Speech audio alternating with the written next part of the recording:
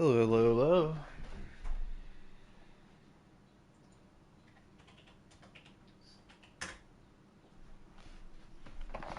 I'm back.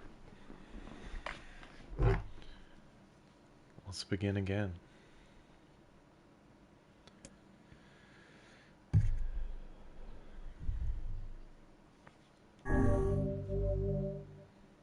We've completed ending A, I guess. Let's see what's up. Skinner, hello.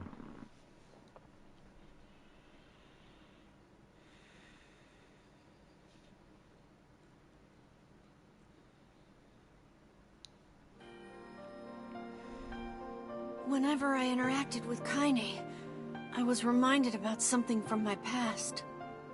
Maybe my mind has been confusing her with my sister this whole time. Anyway...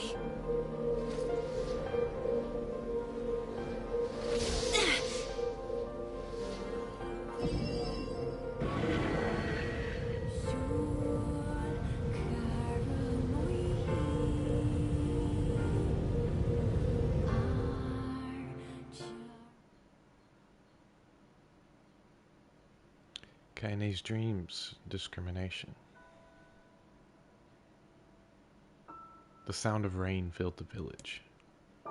The steep cliffs that surround the area magnified sound, causing even the slightest drizzle to rattle like a thunderstorm.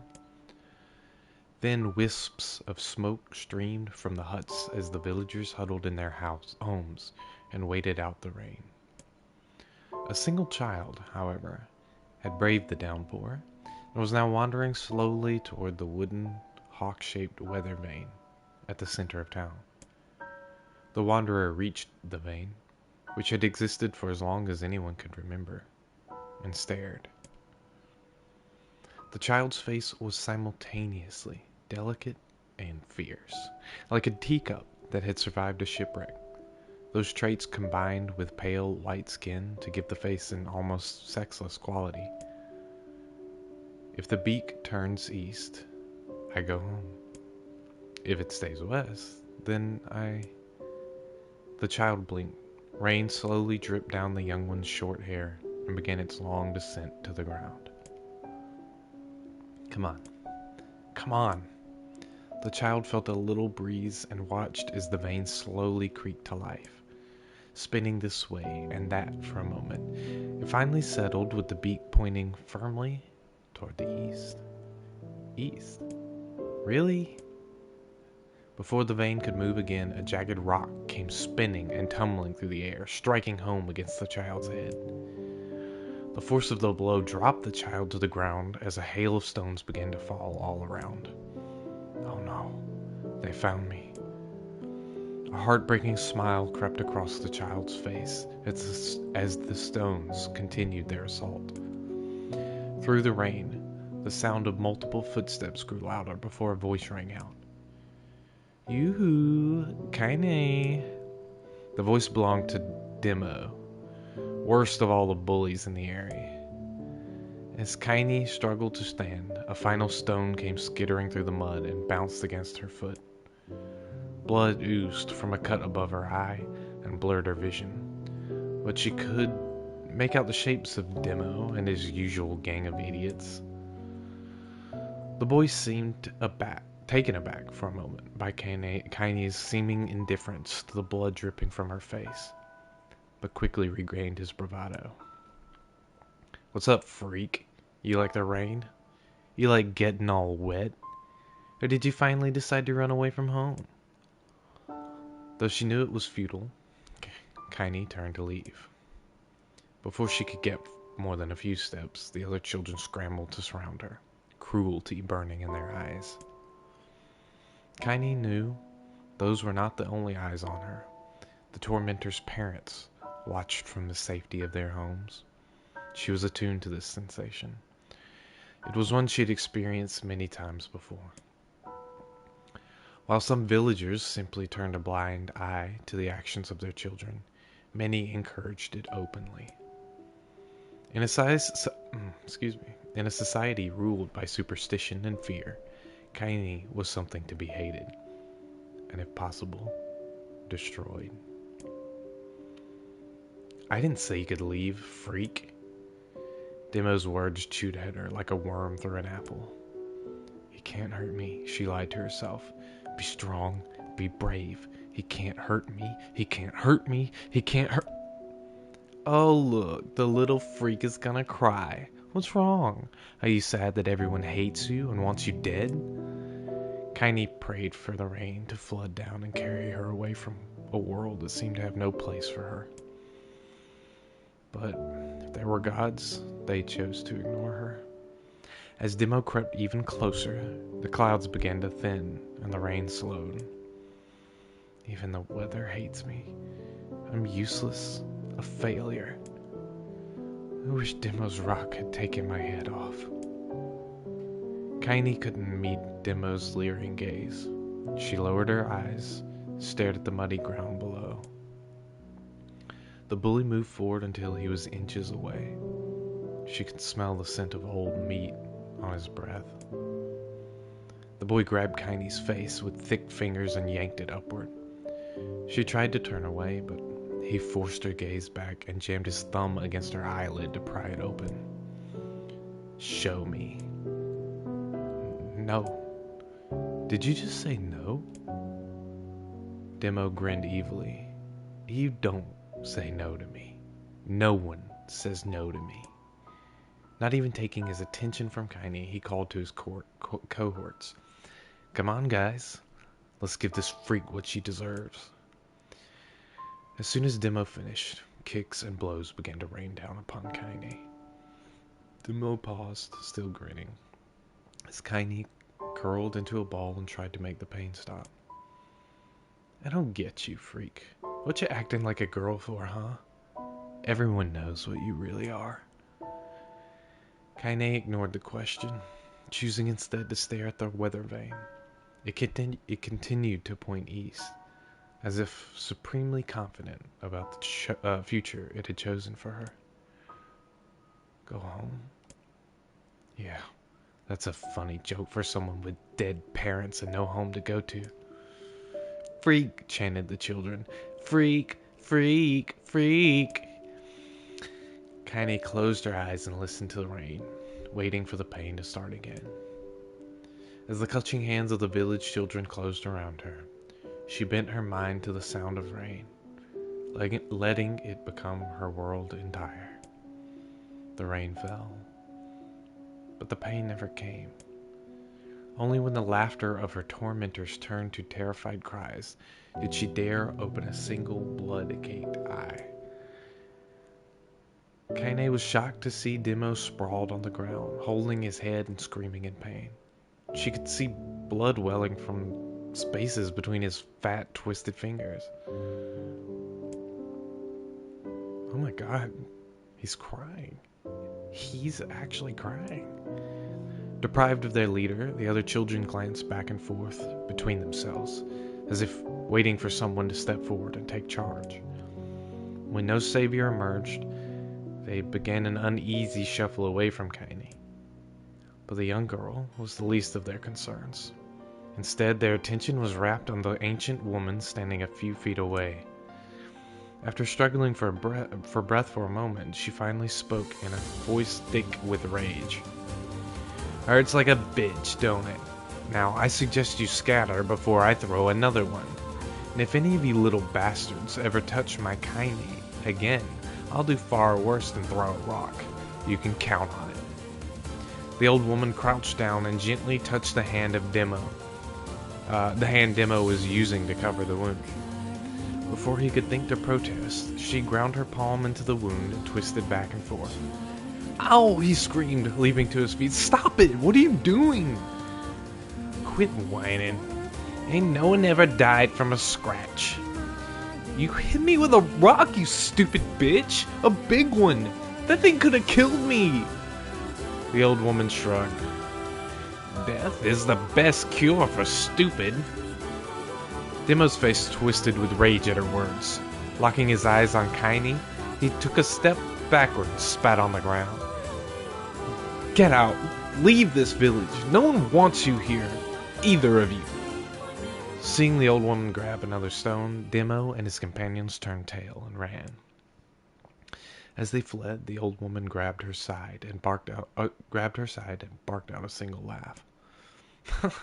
Look at the fat boy go. Guess he's healthy enough to run from a fight. The woman's smile faded as she turned her attention to Kaini. Kneeling down, she removed her shawl and placed it around the young girl's shoulders, then produced the cloth from the folds of her dress and began blotting at the blood on her forehead. "Oh, Kaini," she said, "why didn't you fight back? You're stronger than that lot." The words of her grandmother stung Kaini. She turned away. "Don't be nice to me," she said. "I don't deserve it. Nothing matters anymore." Her tears held in check for so long finally began to fall on the muddy ground below. "Everyone hates me. They think I cause bad things to happen. They think I'm a freak. I wish I was dead." As Kaine's tears turned to sobs, she felt her grandmother's hands on her shoulders. Despite her advanced age and diminutive size, she was a woman of surprising strength, and Kaine found herself unable to turn away. "Don't talk like that, girl. It's a river wide and deep that flows between the realms of this world and the next, and it grants no mercy to any that attempt the crossing. You got a duty to fight until your last breath. Understand?" The old woman tightened her grip and tried to still the tremor in her voice. "You know the pain of losing someone close to you, Kaine. You know because you survived it." As the words hit home, Kaine was struck by the force of her love for the old woman. As a young child, she didn't even know of her grandmother. But when her parents died, the woman quickly accepted her as her own. Grandma, as Kaine called her, was cunning, vulgar, and quick to violence, and their first few years together had not been easy. But with each year that passed, Kaine and her grandmother had grown closer. However, it was only now, sitting in the mud with tears and blood caking her face, that Kaine truly understood the depths of her affection. Here was a woman who had seen hard times, who had seen death, who had fought through all these things, and somehow emerged on the other side. If anyone could understand Kaine's pain and loneliness, it was her. "Do I make you sick, Grandma?" "Of course not. Don't be an ass." Kaine drew her grandmother's moth-eaten shawl from her body and shuddered. "But my body, it's not normal. If I was normal, then Mom and Dad wouldn't—" "Hush," interrupted Grandma. "I'll not hear another word of this nonsense. You're my granddaughter, and I love you. And if folks have a problem with that, well, they can just go to hell." With that, the old woman reached out and placed a wreath of dried flowers in Kaine's hair. The skill it took to bend the flowers without breaking the stems, or losing a single petal, was remarkable. And the beauty of it made Kaine want to cry all over again. "Oh my gosh, these are lunar tears. Grandma, you made this for me?" Lunar tears were legendary flowers. Most people could live their entire lives without ever seeing one. And yet, her grandmother had somehow collected a dozen or more. Kaine reached up and touched the wreath as if she couldn't believe it was real. "Where did you find these?" "Just stumbled on them while I was out doing the shopping." The old woman turned away as she spoke, leading Kaine to suspect that the search had been more difficult than she was letting on.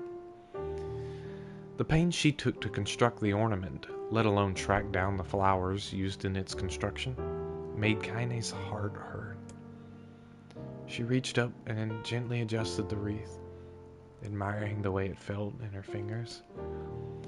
"Didn't quite turn out right," said her grandmother as she squinted at it. "These old hands have trouble with the delicate work, but it sure looks good on a pretty girl like you."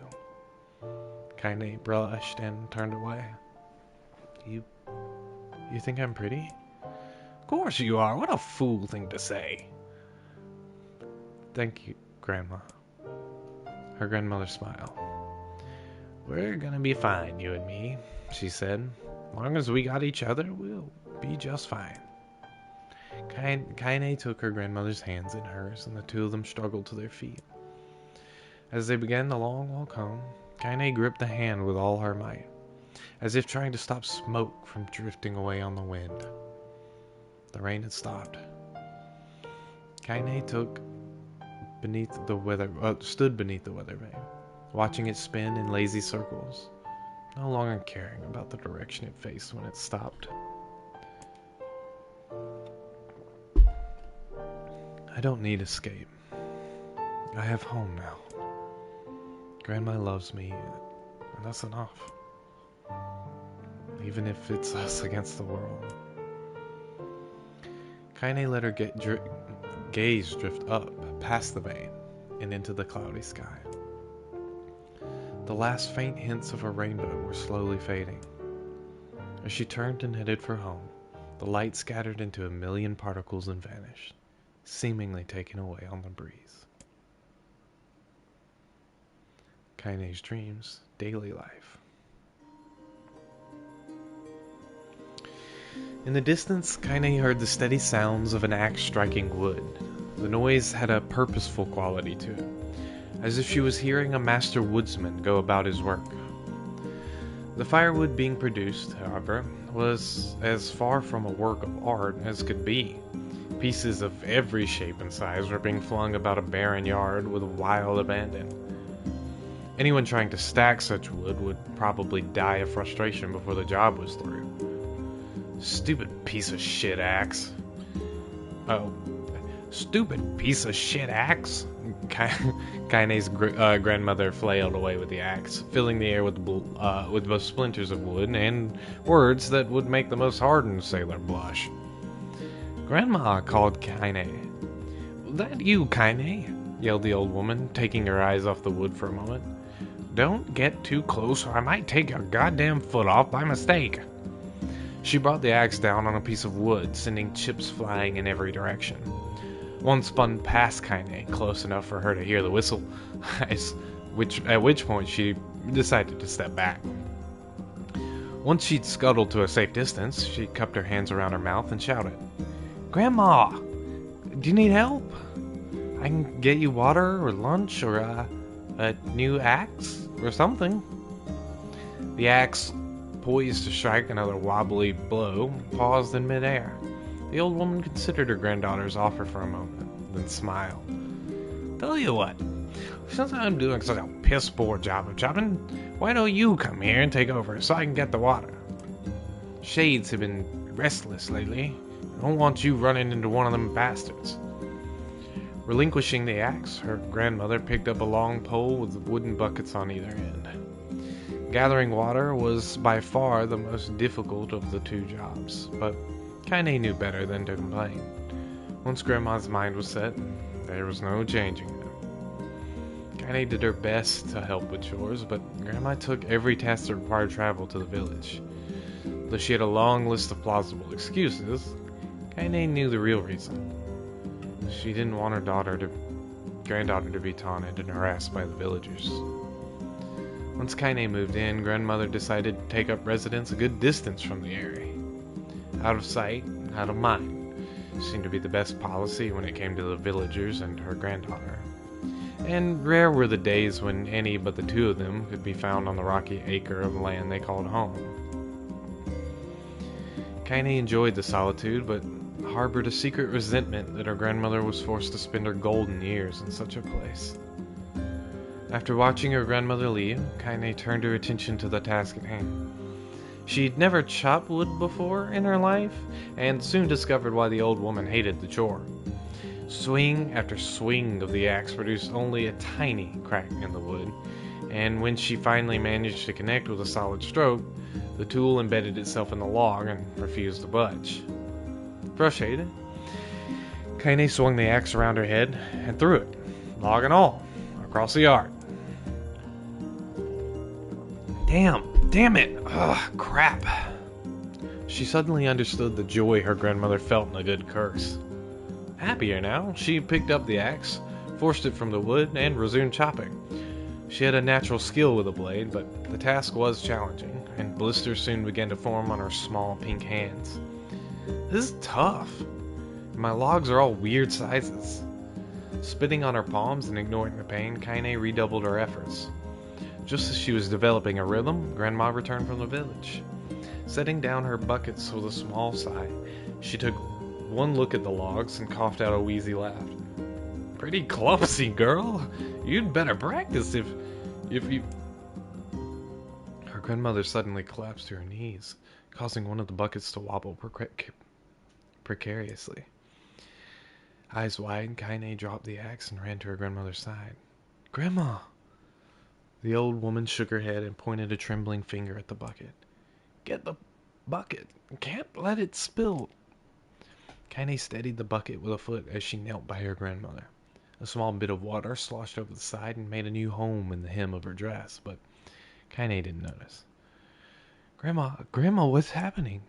Crazed with panic, she grabbed her grandmother by the shoulder and shook. After a moment, the woman lifted her arms and batted Kaine away. Stop that! Just stop! She cried, breathing heavily. It ain't like I'm dying. Just tired from the trip is all. Kaine desperately wanted to believe her, but one look at the old woman's shaking hands and worn face told her more than words ever could. Her grandmother had lived a long, hard life, and it seemed the bill was finally coming due. The time when her grandmother watched over Kaine was ending. Sooner than either of them had feared, the positions would be reversed. The next morning, Kaine came to the side of her grandmother's bed and took her wrinkled hand. Grandma, you're sick, and you need medicine. I'm going to the village. The old woman shook her head and tried to rise, but Kaine gently pushed her down. It's all right, she said. I'll be fine. Her grandmother fixed her with a gaze that could melt steel. After what seemed an eternity, she finally lowered her eyes and sighed. Well, I don't like it, goddammit. But I guess I should quit being so stubborn and let you grow up. The old woman watched as Kaine strapped on her boots and made her way down the road to the village. Hours later, as an unseen sun made its way across a dark and rainy sky, she was still watching. Kaine moved at a brisk pace, checking her pockets every few minutes to make sure the money her grandmother gave her was still there. Every noise caused her to spin on her heels, making sure she wasn't being stalked by a shade. Or worse, Demo and his gang. But she encountered neither tormentors nor shades, and Kaine finally found herself at the entrance to the village. The few adults she could see glanced sideways at her and then muttered to each other behind raised hands before slinking away into the shadows. Her heart racing, Kaine took a series of rapid, shallow breaths and tried to calm herself. I have to prove myself. I have to help Grandma. I have to be strong. She chanted those words to herself over and over as she slowly made her way. Finally, her eye settled on a rotund older woman who was angrily waving her arms in the air and telling anyone who would listen exactly what she thought of Kaine's presence. Hey lady, Kaine said with bravado she did not feel. Where's the apothecary? The woman's flabby cheeks shook in bewildered anger. How dare this thing speak to me? They seemed to say. But Kaine saw that her eyes held a different emotion. Fear. Yeah, we're both scared, lady. Trust me this one. On this one. Which way? Kaine repeated. The woman pointed at a small building to her right before hitching up her dress and stumbling off in the other direction. Kaine cringed, expecting a stone to come flying from the assembled crowd, but none came. Her mind was filled with a strange sense of pride as she made her way to the apothecary. But the new emotion had little time to take root, for as soon as she opened the door, she noticed a familiar customer at the counter. It was Demo. He'd clearly been sent here on some kind of family errand because his gang of followers was nowhere to be found. Oh my god, he sputtered. What are you doing here, freak? The insult was delivered without force. Oh, What are you doing here, freak? The insult was delivered without force, and Kaine happily ignored it. Stretching on tiptoes to see over the counter, she asked the shopkeeper for the medication. Barked Demo. The old bitch finally keel over? Go to hell, Demo. The boy's eyes grew so wide they seemed ready to fall out of his head. But before he could let fly a comeback, or worse, a punch, the apothecary told them to knock it off before he kicked them out of the store. Demo slunk out of the shop, cursing Kaine under his breath. Once he was gone, she was allowed to breathe once more, taking a brief tour of the shop while the owner prepared her medication. Countless tiny bottles filled the cramped store, each with a label written in some indecipherable language. An ocean of aromas assaulted her nose, creating a scent that was exotic, but not altogether unpleasant. Seeing such a variety of supplies gave Kaine a sense of peace. Surely in a world so vast there'd be a place she could call home. On the far wall behind the counter rested a portrait of a stunning young girl. The picture had once contained bright, vibrant colors, but time had worked its cruel magic, and they were beginning to fade. The beauty of the work, however, remained undiminished. You like that picture? Kaine turned to find the apothecary with a small vial of medicine in his hand. His eyes were gentle, but sad, and they seemed to stare through her and into nothing as he spoke. That's my daughter. I sketched it when she was just a little girl. She's been dead a long time now. Kaine didn't know how to respond. She just stared at the portrait and tried to come up with the right words. Pictures are wonderful things, continued the shopkeeper. They let the ones closest to you live on forever.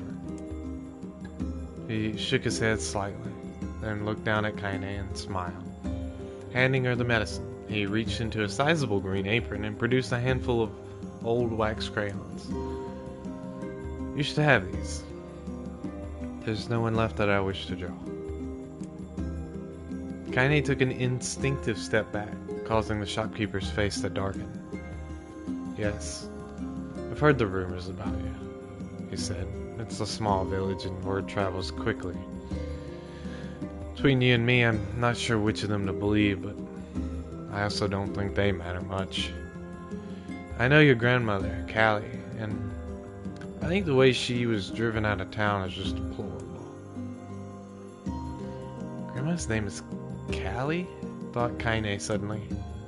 She was still mulling this new fact over in her mind as she reached out and gently took the crayons from the apothecary's hands. Your grandmother is an old friend of mine, he said. Kaine scooted away yet again, and I owe her much. I wager she'd like it if you drew a picture of her. Yeah, I think she'd like that very much. Kaine murmured a quiet agreement, but inside her heart was bursting. Never before had a villager treated her with anything but complete contempt. It was a tiny, almost imperceptible step, but it was asleep in her bed. Her feet were blackened and raw, even bleeding a bit in places, leading Kaine to think that she'd been pacing around the room until exhaustion finally caught up with her. She placed the medicine by her grandmother's pillow and turned to leave, but found the old woman's hand clasped around her arm. Back already, are you? Asked grandmother with a yawn. Come here, let me have a look at you. Grandma sat up and examined Kaine from head to toe. Finally satisfied that nothing terrible had befallen her grandchild, she leaned back and allowed herself to relax. Well, how was it? Those bastards give you any trouble? It was kind of fun, said Kaine with a small smile. No, seriously, it was. Fun, huh? Asked her grandmother in a small voice, which implied she believed anything but. Uh-huh. So anytime you need me to run an errand, just let me know.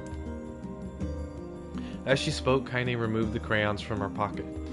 After a brief explanation of their source, she informed her grandmother that she was going to sketch her portrait. adjust my table a little bit.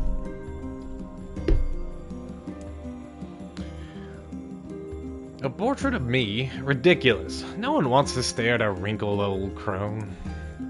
But Grandma, it'll make you live forever. Horse shit, said her grandmother, throwing back the sheet from her bed.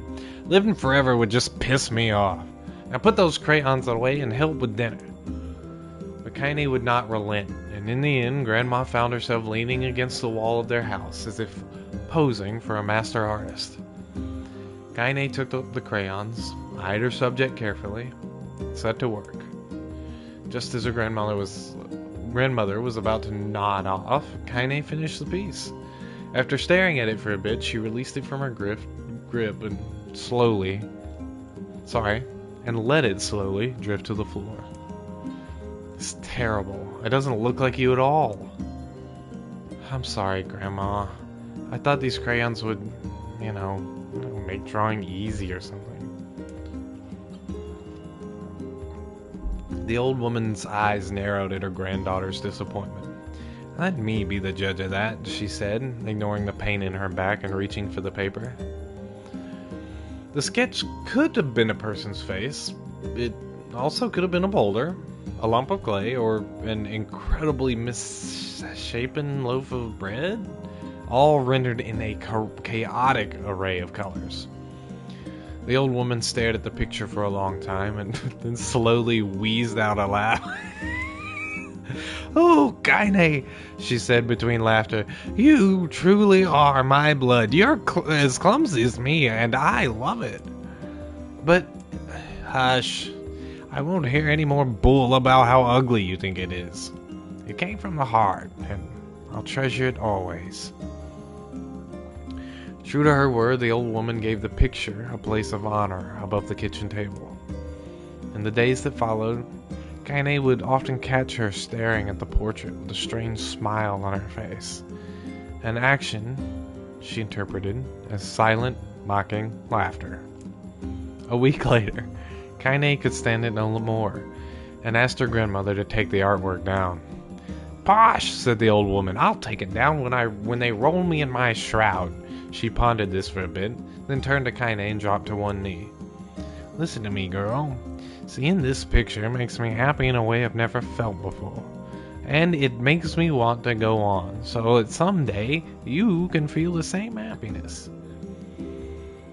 It was a moment that burned itself in Kaine's memory. A perfect blend of pride and love and joy that came together to form a lifelong remembrance.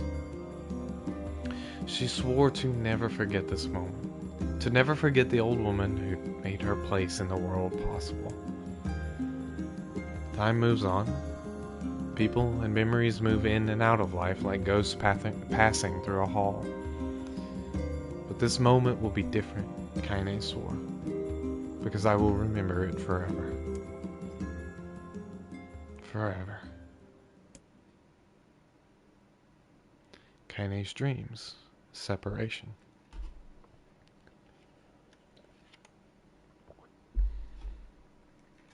Kaine listened to the sound of crackling firewood and stared at the black object on her plate. She'd been pushing it around the wooden disc for a good 10 minutes, ignoring the bemused stare of her grandmother. Finally, she summoned her courage and gave the object a brief sniff. A sharp, bitter scent flew up her nostrils and made its home there, causing her face to twist with disgust. Yeah. That whole description of just life, right? How things just pass us by, this and that. But there are a few very, very special moments that we can hold on to forever. The smell of it, the taste of it, what was said, what we heard. And I think time will still alter those things some, but the core of it always lives on.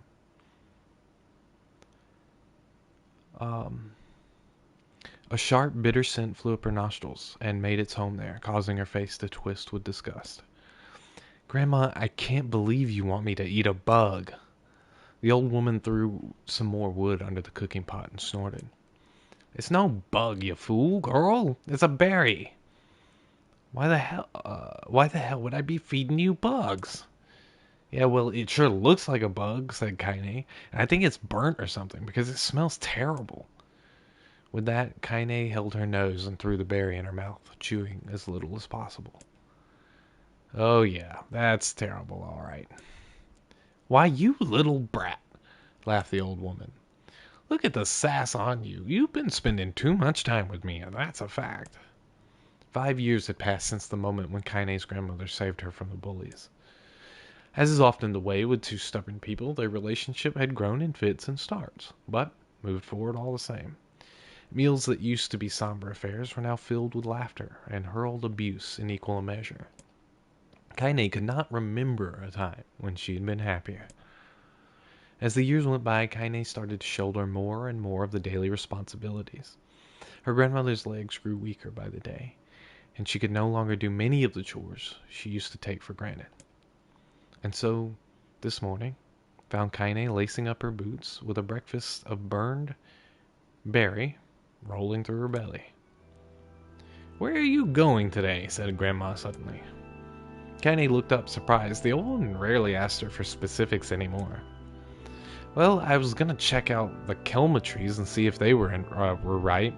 Thought we could make some jam or something. Oh, and I'm gonna pick up some flagstones, so I need to take the wheelbarrow. Flagstones? What the hell for? Kaine stared at her grandmother, and then held out an arm and swept it around their home. Constructed mostly of cloth, rope, and rubble, the old place sagged like a boxer in the final round. Grandma, a dying cat could chew through this house.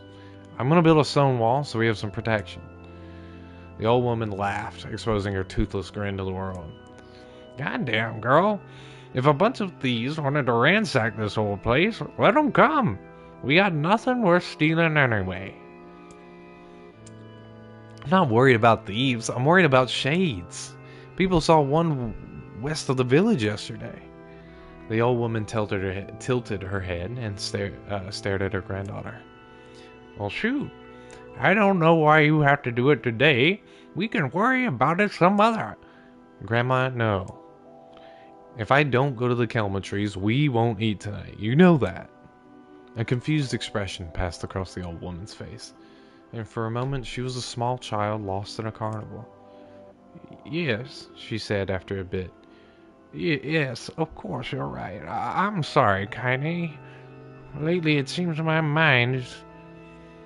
She didn't finish the thought, instead walking over to her nightstand and gently taking the wreath of lunar tears from the drawer. The flower's petals had aged to a brilliant whiteness, and Kaine thought it was more beautiful now than the day she first received it. You're gonna be a true woman soon, Grandma said, as she placed the flowers in the girl's hair. So that means less chatter about shades and building defensive walls, and more talk about how beautiful you've become. Annoyed, Kaine reached up to remove the garland, but the look on her grandmother's face stopped her hand. You're a beautiful thing, she said the old woman, and there ain't another like you in all the world.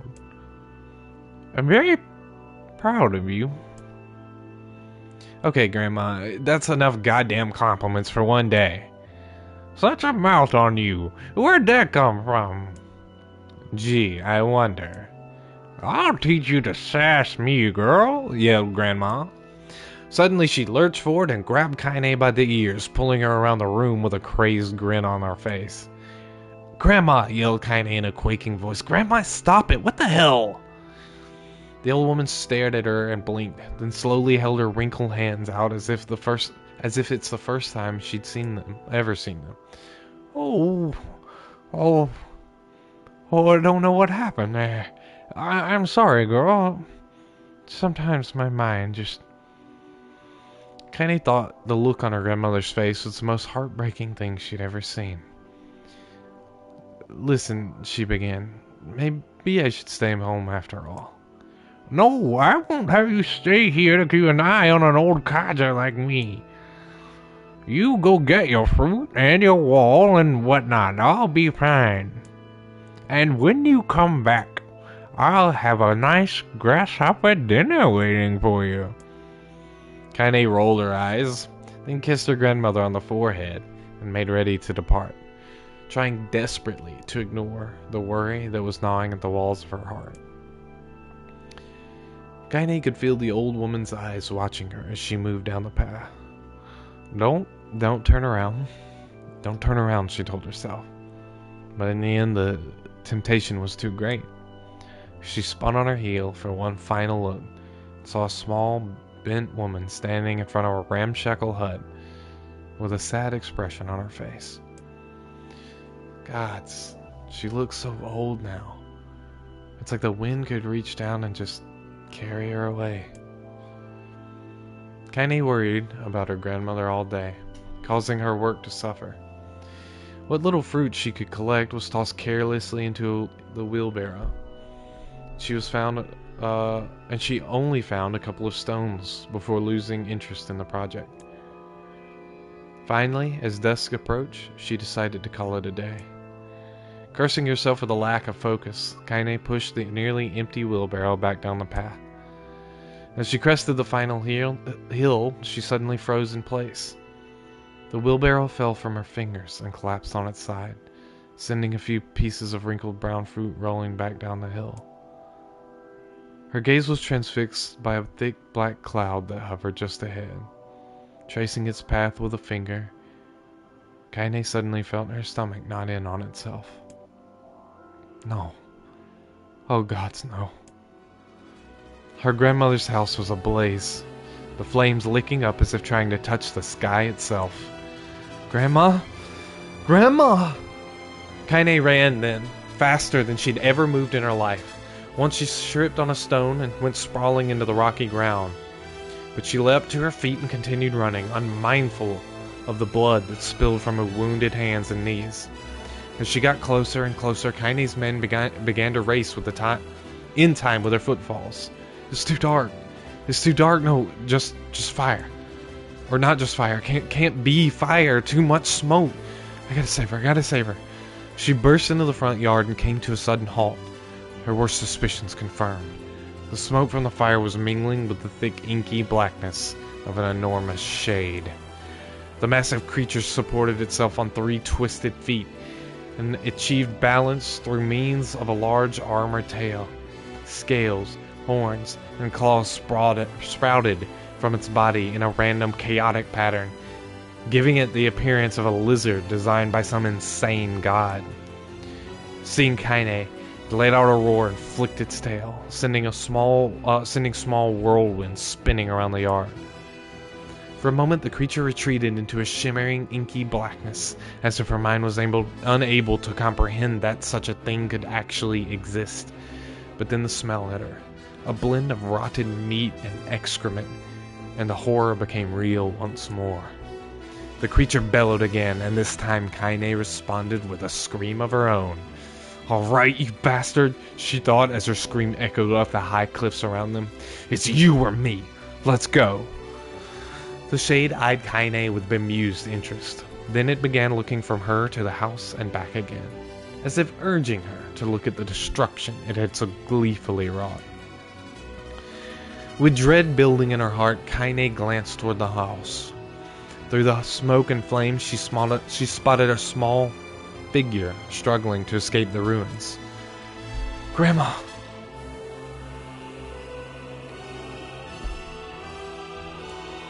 At the sound of her voice, the old woman began waving frantically. "She's alive," thought Kaine. "Alive!" Kaine's legs sprang to life as she raced across the yard toward the flaming wreckage of the house.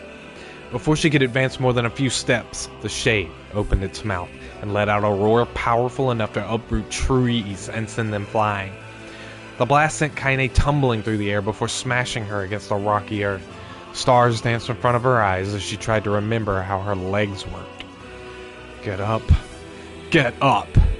Get up, get up, get up, get up now! As Kaine struggled to her feet, the shade stomped toward the house and pinned her grandmother to the ground with the tip of the claw. The old woman struggled to move the claw from her stomach, but she might as well have been pushing a mountain.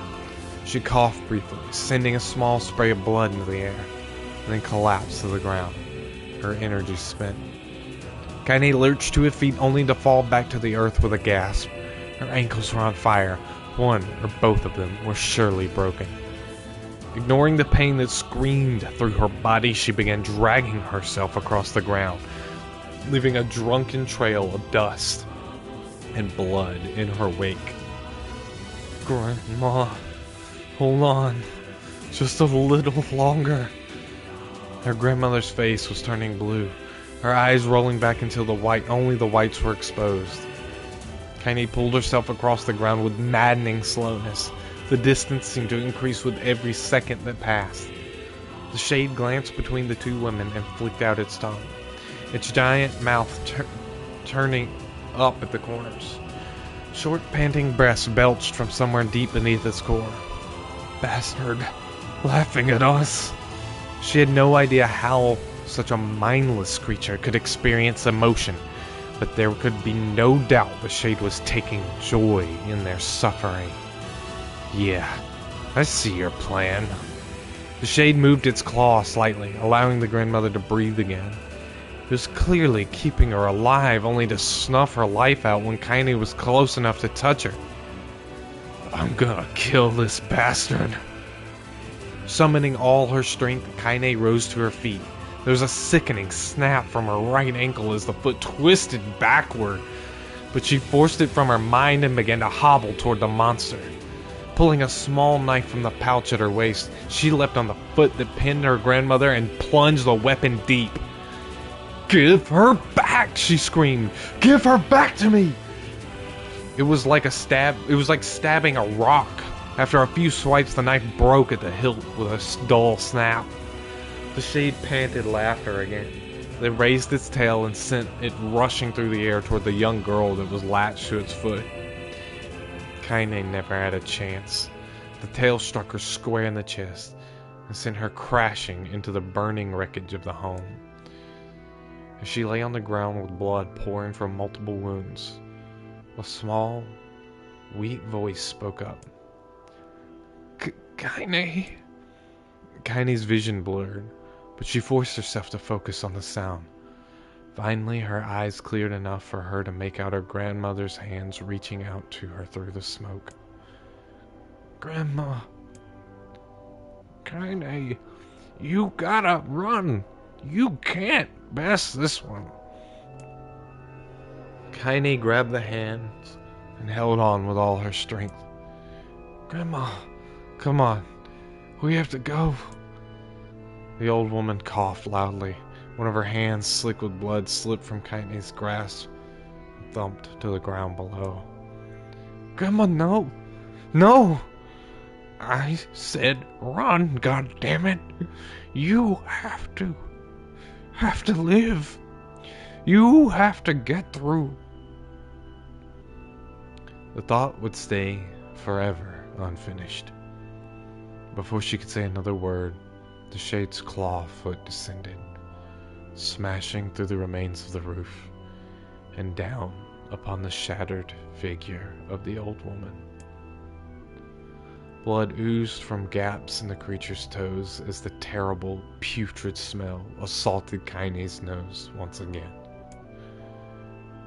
She stared at the foot, dumbfounded, convinced that what she was seeing could not possibly be real. When the creature finally lifted its appendage, all that remained underneath was a twisted, unrecognizable mass of rubble and red. Her grandmother was gone. Kaine blinked, trying to feel the hands which had been in hers just a moment before. For a fleeting instant she could remember the warmth of that embrace, the trembling of the fingers, but then the sensation drifted away on the breeze and was gone. Memories flashed through Kaine's mind. One,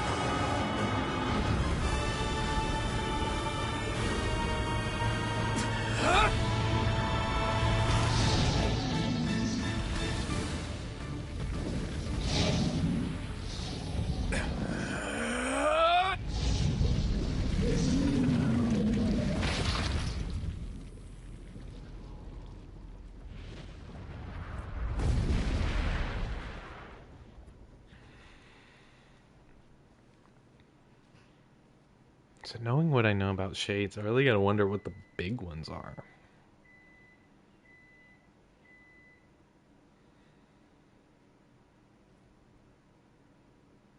Kaine's dreams encounter. Gently, weakly, softly.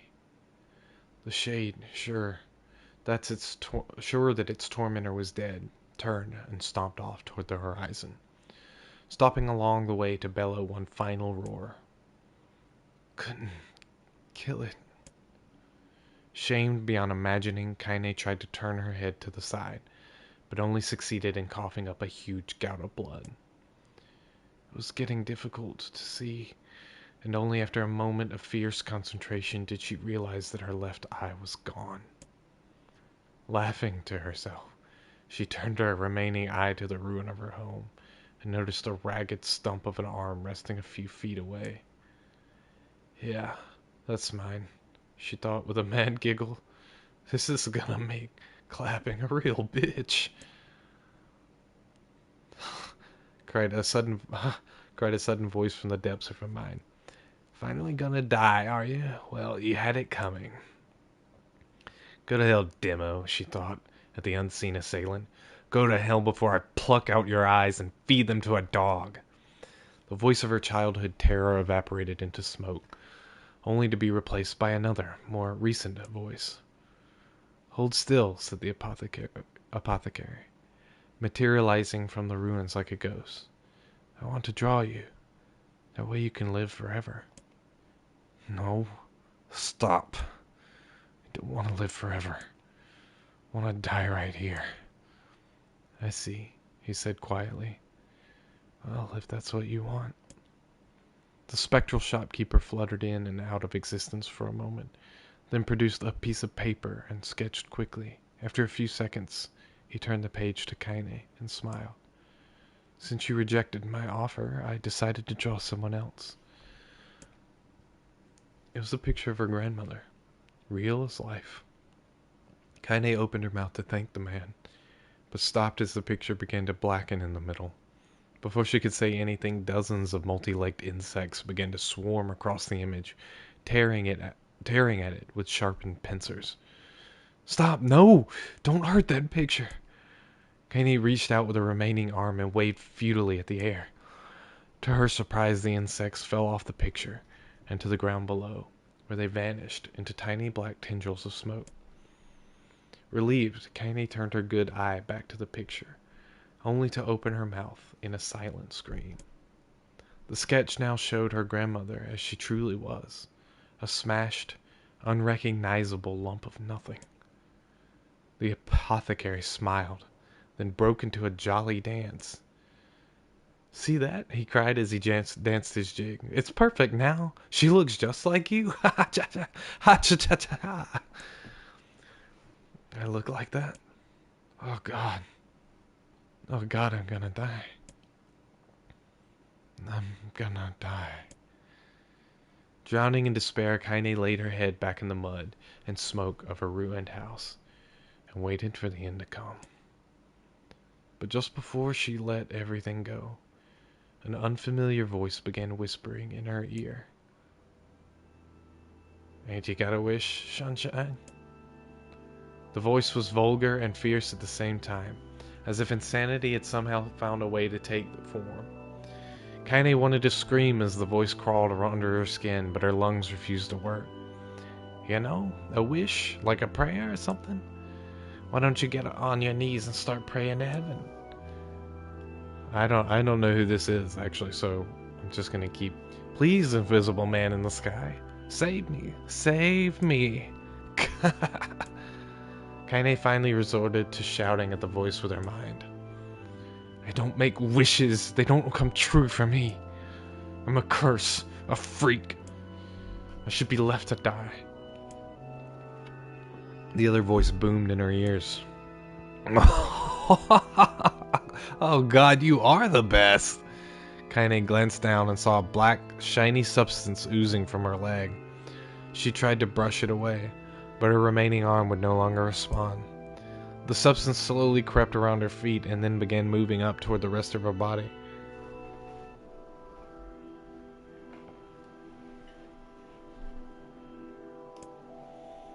Is this death? Is this what it's like? Or is my mind just losing itself? She could feel the slime oozing upward, feel the hot, searing pain it left in its wake. Whatever else might be happening, she was alive, and this was real. Come on, said the voice. Let it go. Kaine tried to ignore the voice and concentrate on the pain, but the newcomer would have none of it. Don't ignore me, sunshine. You ready to give up? Ready to die? So why not let me have it? Have what?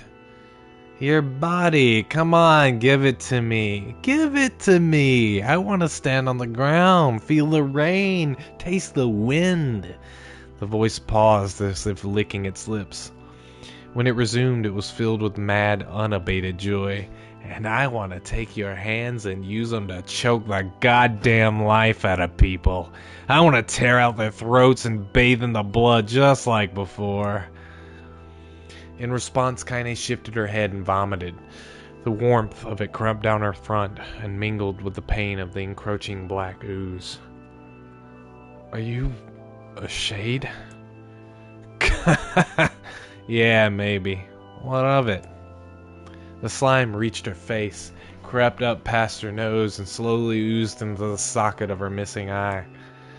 The moment it touched her brain, Kaine was struck by the most powerful sensation she'd ever felt in her life.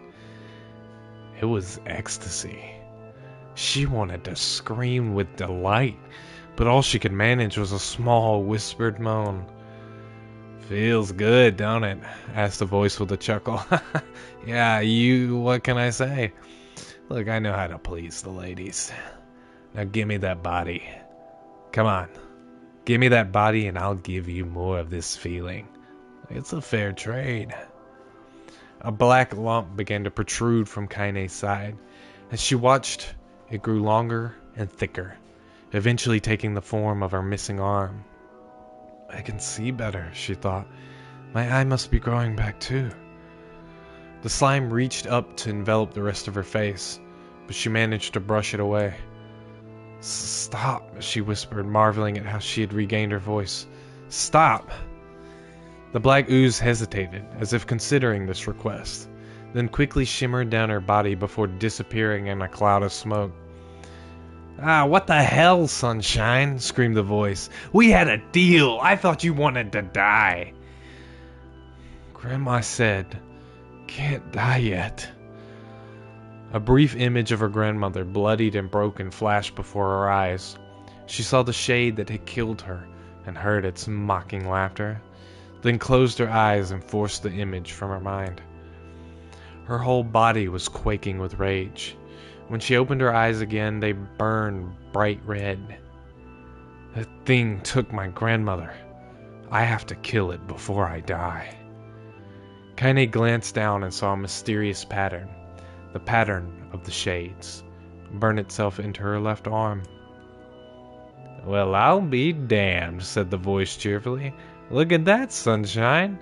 I think you and me are gonna be good friends now. Kaine stared intently at her arm.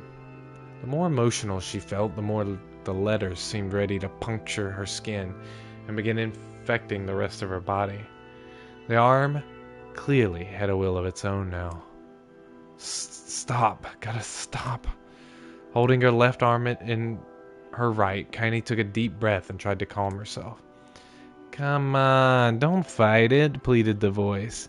Hate's my favorite dish and I'm hungry. Let it go. Feel the anger. Burn with the fire of revenge. Thirst for blood. Then go out there and... Shut up, and get the hell out of my body.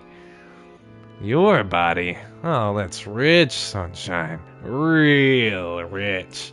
Look, why don't you just shut up and die so I can have this body all to myself? What do you say? I bet those buddies of yours in the area would love to see you dead. Kaine grabbed a nearby shard of glass and tried to saw off the shade-infected portion of her side. Before she could, her darkened left arm grabbed her right wrist, crushing it. Kaine screamed and dropped the shard as the sound of bone crunching on bone filled the air. Stupid idiot girl, you're possessed now, Sunshine. And there ain't no going back. The voice laughed again, a loud, long wail that seemed to go on without end. Possessed, whispered Kaine. Yeah, possessed. You and me. We got what you might call a timeshare arrangement. Remember how folks used to think you were a freak? Well, wait till they get a load of you now. Kaine looked up, tears in her eyes. The sky seemed smaller somehow, darker. Is this because that shade? Is this how they see the world? So, listen, purred the voice. I know this whole possession thing seems a bit sudden, but it ain't all bad. There's plenty in it for you too. I'm a very powerful creature, Sunshine, and now that power belongs to you. You got enemies? People you want to kill? I can make it happen. That little fat kid who kept picking on you. That big old shade that squashed your granny. We'll wrap them up in their own assholes. No more abuse for you, Sunshine. No more pain. Wait, said Kaine. You're a shade. Why would you help me kill another shade? What, you think I'm some kind of racist? Some killing snob? I don't give a good goddamn who you murder, honey pants. I just want to drink from the well. Kaine considered this as she struggled to her feet, the power of the shade coursing through her. The smoke from her house was drifting away with the wind, and she enjoyed the way the cool evening breeze felt on her new left arm. After a long pause, the voice spoke up again. So, how about it? You and me. We can have some good times together. Look, I'll even take care of that bloody part if you don't want. Fuck off, asshole, muttered Kaine. I'll handle the killing. Screamed the voice. Look at you go. Oh, Sunshine. We are gonna have so much fun. So listen, my name's Tyran, and if you ever need me, I'll just be hanging out in this piece of meat you call a heart. Now, get to it. The more you kill, the more your heart turns rotten and sour, and I like rotten and sour. Kaine found herself nodding at the voice. Yeah, she said. Yeah, I think this can work. I'm gonna find that shade, and I'm gonna strangle it with its own guts. And when I'm done, I'm gonna do the same to you, Tyran. Count on it. Ha! Laughed Tyran. I've shit bigger than you, but so good luck with that. Oh, and hey, one more thing. Right now, you and me are sharing this body. But if you ever run out of hay, if you ever, go soft, then I'm gonna take over everything. So keep on killing, Sunshine. And watch your back. The voice grew fainter and gradually faded away, fading to somewhere deep inside Kaine herself. Kaine waited until she was sure the voice was gone and then waved her new left arm around a few times. It feels perfectly normal, she thought. It feels like mine. Desperately, she began poking and prodding at the new limb, determined to find something wrong with it. She didn't want it to feel normal. Excuse me. That would mean the creature inside her had already won. I'm not a shade. I'm Kaine.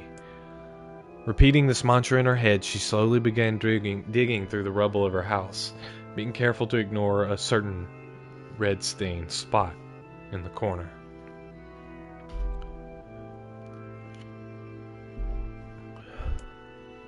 Finally, after what seemed like an eternity of heartbreaking work, she found what she was looking for. It was the wreath of lunar tears.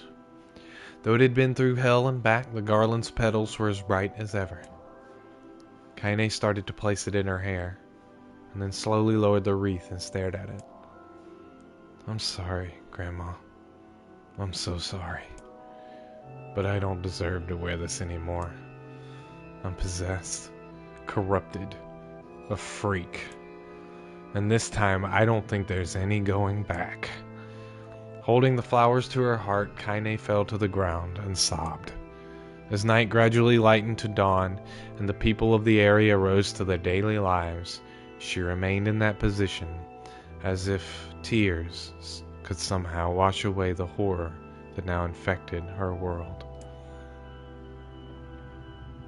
Alive! Stay alive! Stay alive! Grandma.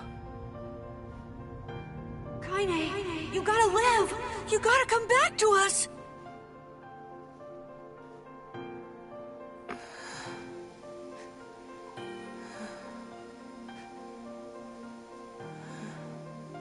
Oh, hey.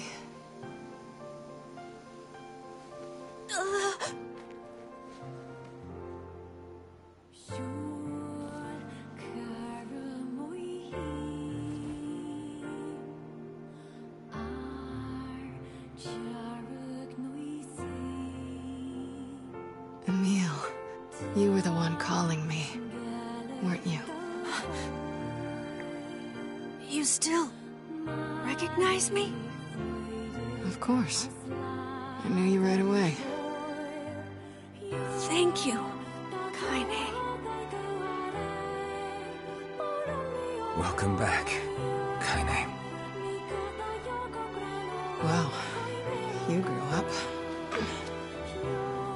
So, how long has it been? 5 years.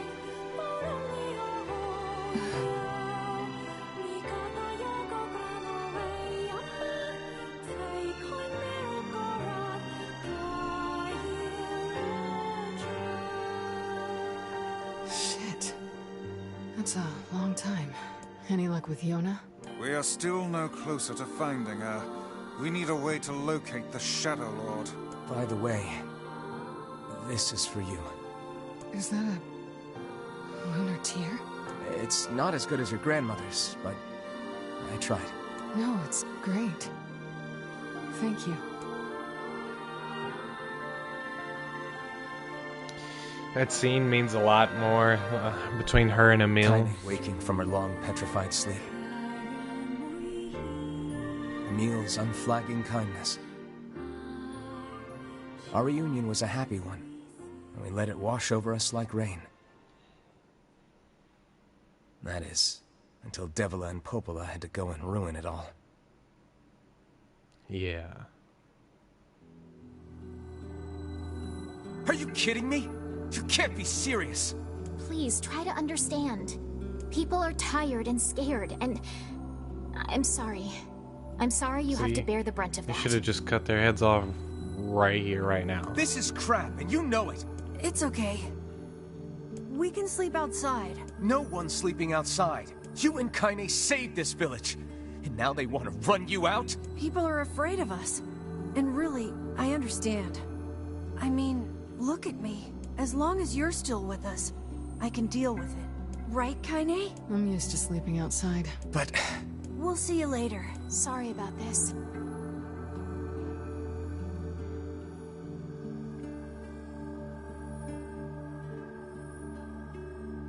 What is the matter? Kaine always sleeps outside. I never thought about that until just now. Never even occurred to me. Damn it. We should turn in.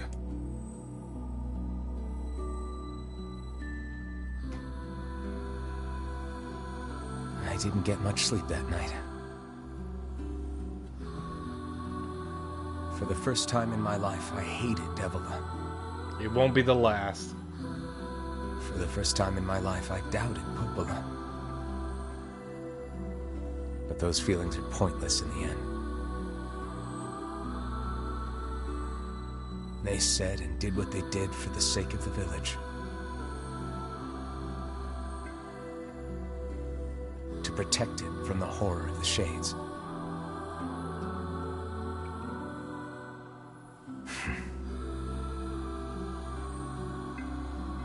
Really, how can I blame Devila and Popola? In the end, I'm just as bad. Because I never once stopped to think about Kaine and Emil's situation myself.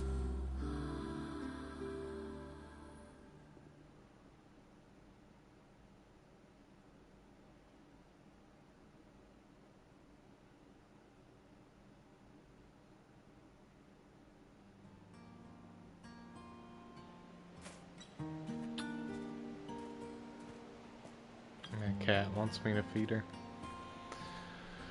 I should apologize to Kaine and Emil, but what good would that even do? I got a fire going, Kaine. Wait, is that... Campfire? I'm so happy to get to talk to you again, Kaine. Yeah, me too. I tried everything I could think of to save you, you know. I polished you with a special cloth. I poured warm water over you. Wait, you poured water on me? Yeah, but it didn't really do much except make you all shiny. Hey, Emil. Thanks for saving me. I guess you noticed how I look different now. I'm sorry, Emil. I'm sorry for all of it. Well, I mean, this new form isn't all bad, you know? At least I can look at you when we talk, right? Hey, so why don't you tell me something about yourself? I'm not very interesting. Sorry. Come on, I just want to know you better. Please? Fine. This all happened when I was a kid. Before the whole shade possession thing. My body is... different.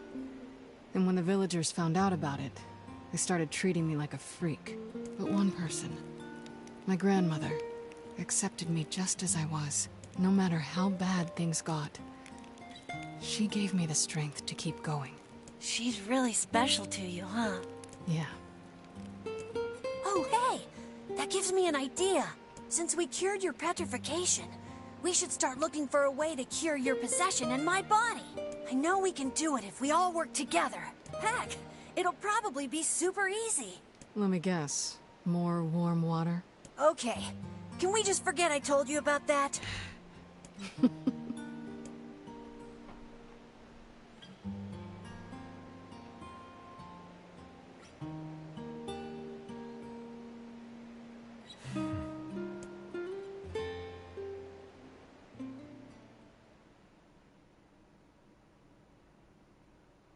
Holm made a new friend, and guess what? He's a king! I wish I had some friends. Sleep well? Sure. And yet your red eyes tell a different tale. Don't be so hard on yourself, lad. I need to go see Devila and Popola. Very well. Oh, that's right. The circle button. What might that be? It's Mom's diary. I have not heard you speak much about your mother. She got the Black Scrawl and died when I was little. My apologies for bringing it up. It's all right. I can barely remember her face anymore. This is the only thing I have left of her. Reading it helps remind me of when we were still a family. I see. But the final entries get a little...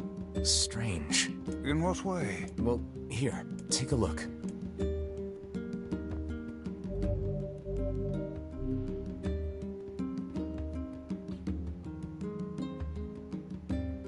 Say there, can you not hear me?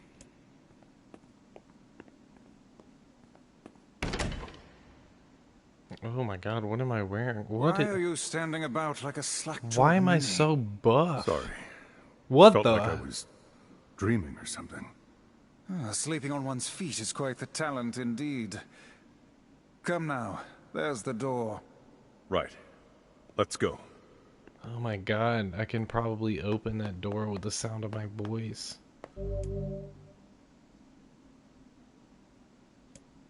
Well, look, I was hoping to feed my cat, but... oh well.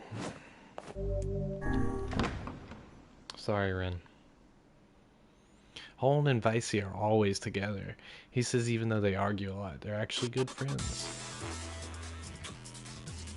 This is the world of the recycled vessel, created to avoid the destruction of all. Wow, I'm so buff. Whoa. Ow, ow.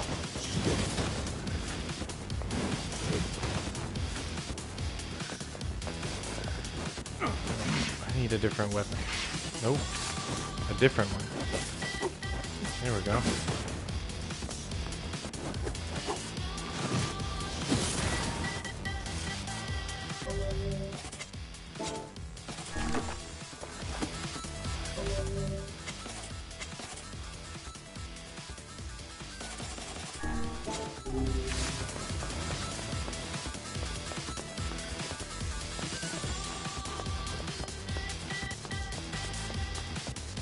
I guess we're going down.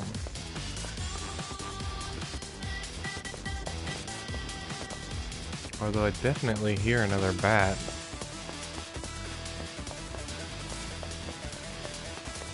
Ow. I wasn't looking.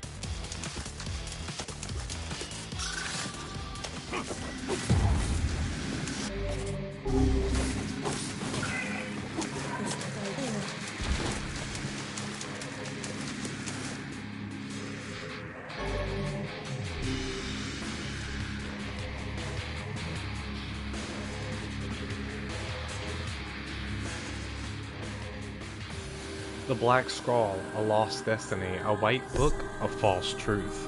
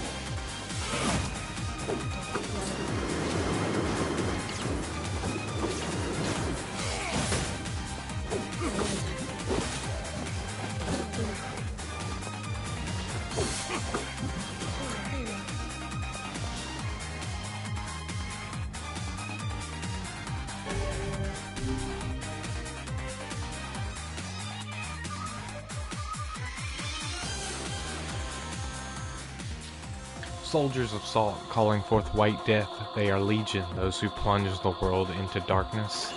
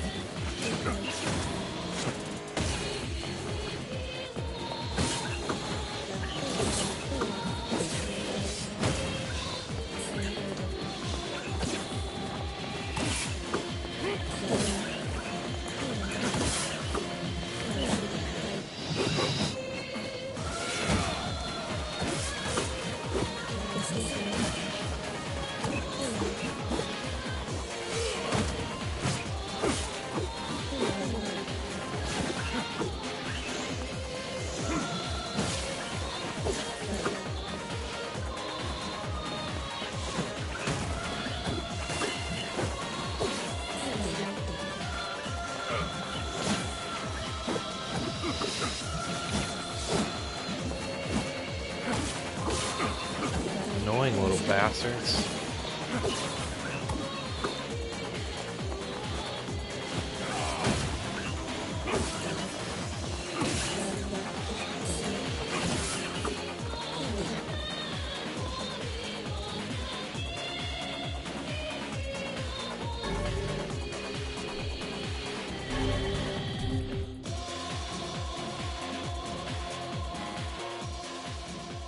The dragon's corpse brought death to the world, delivering unto it the power of magic.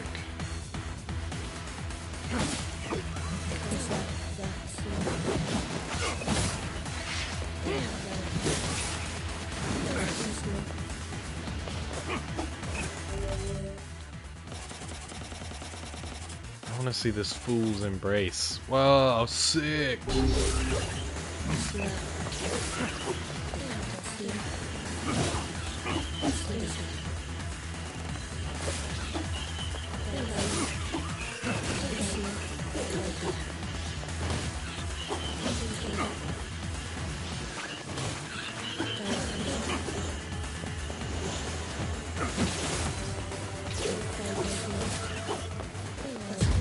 Oof.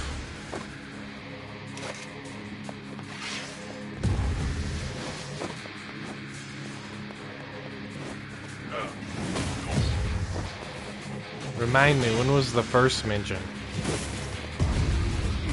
Ow.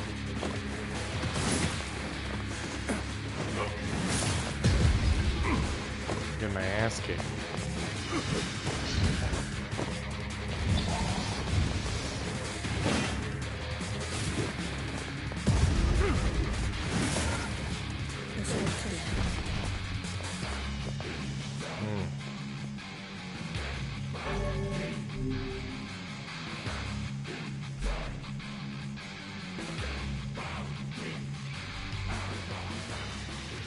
The black sickness stains the future. They journey to return to soulless vessels.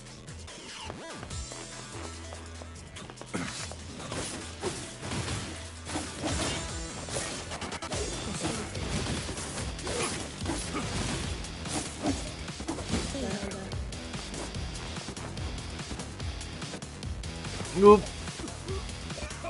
At least I don't have Vice here to yell at me. Oh wait, he is here. He's just not gonna yell at me. Oh my god, why is Vice here? Who am I?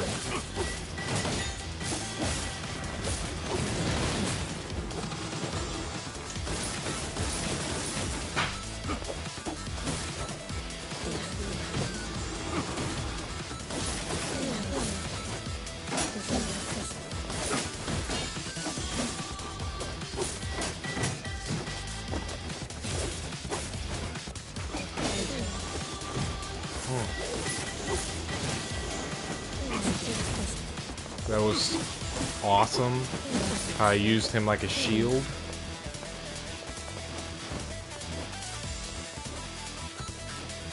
Or it. Ow. Ow. Okay. Alright, this is bullshit.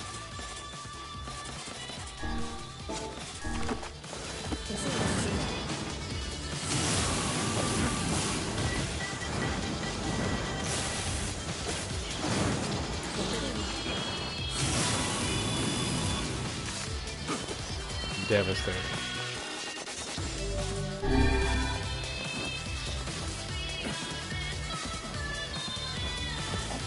Thought I could make it.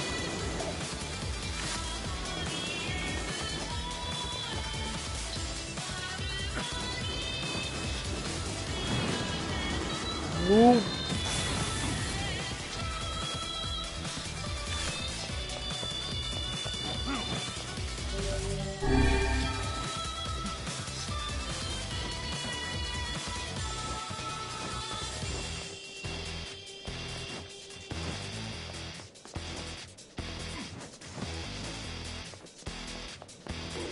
Ooh.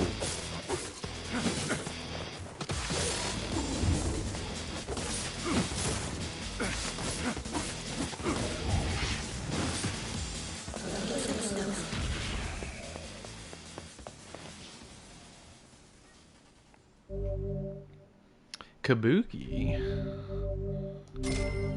Wow. Amazing.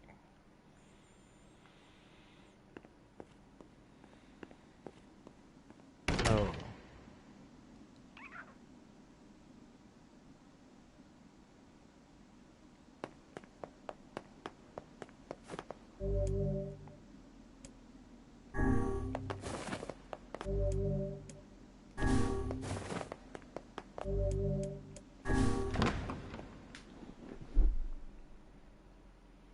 I asked Devil if hooch tastes good, and she says the best thing in the world. Wow, Devil, you drunkard. The apocalypse divided the world in two, one that knows not day and one which has never seen the night.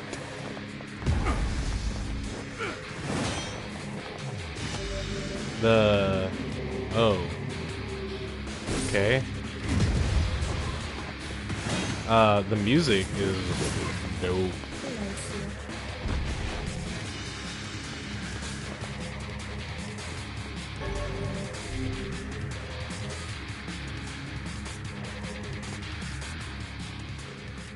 Black and white, 13 packs. The vessels form waver as they cross time and space.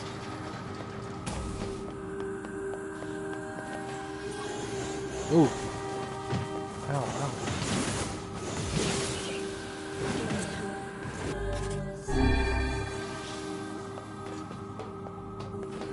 No.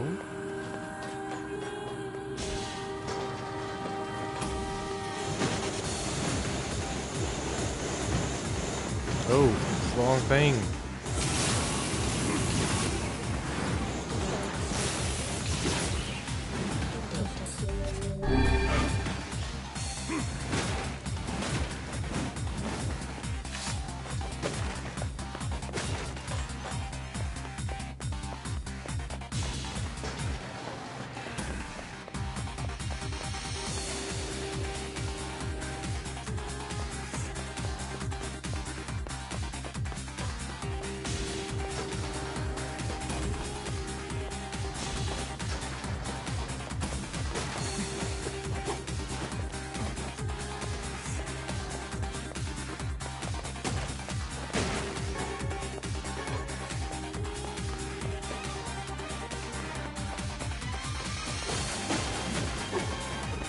hey, hey!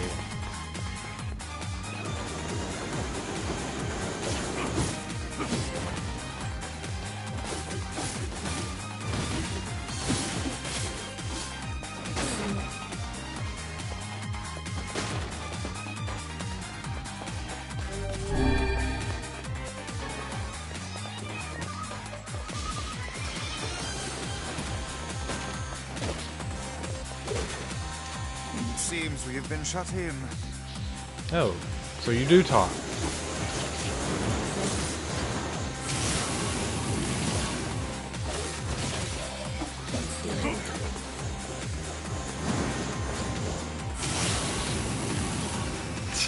It's in. I love that. I love that move. Dark Gluttony, baby, for the win. Seems we have been.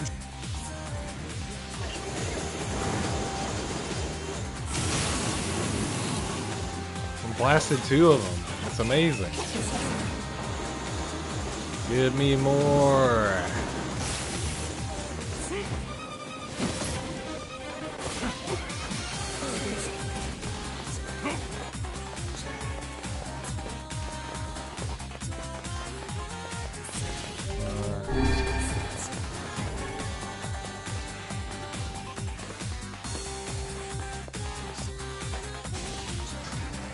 Hey, I'm a fan of this like reprise.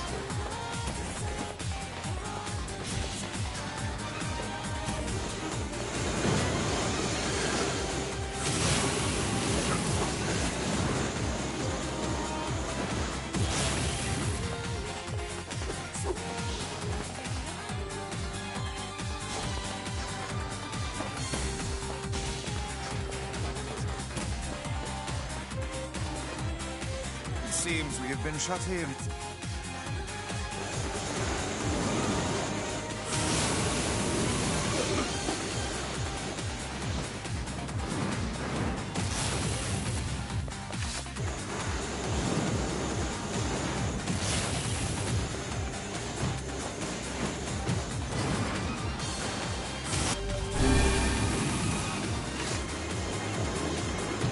Oh, ow.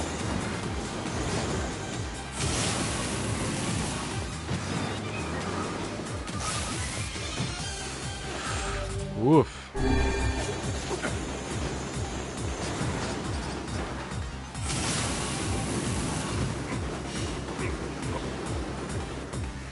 Ugh, so dumb.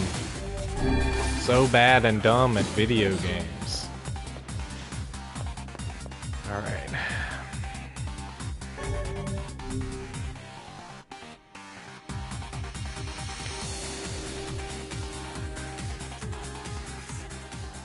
The song of man has been drowned out. In its place, the scream of something inhuman.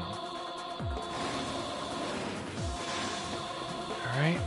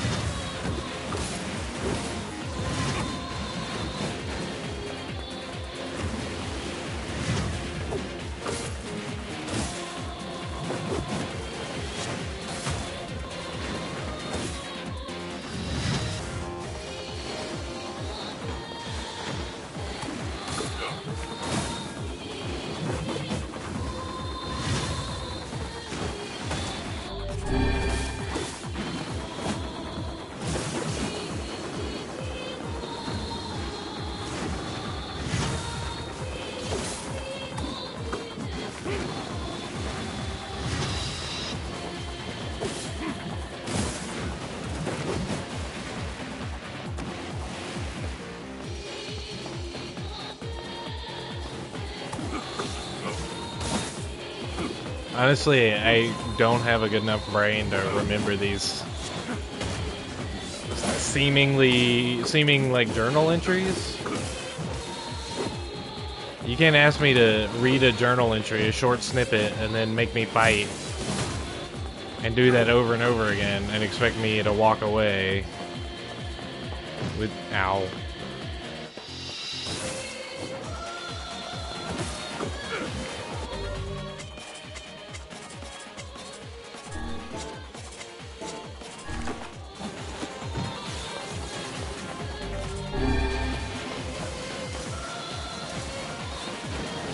Oh my god.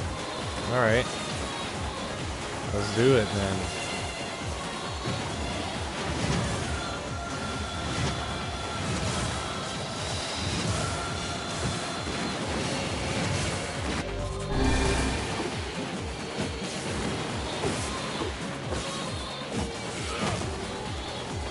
It's crazy, I've noticed that with this, whoever I am right now, physical damage is like almost next to nothing, but magic can really fuck me up.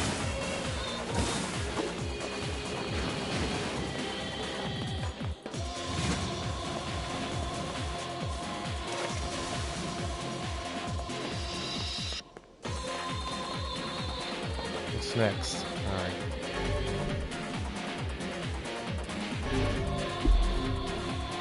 Alright, cool. I just need a spear now.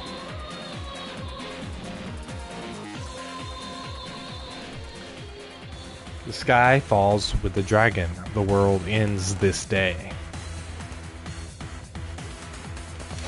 Oh, I know this place.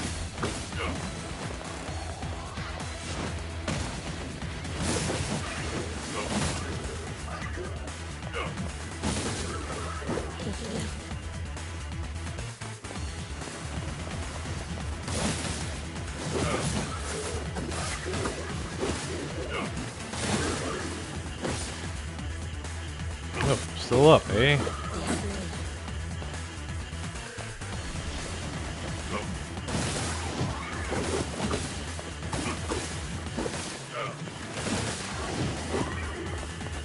See, like physical damage, almost nothing. Just light little rat taps.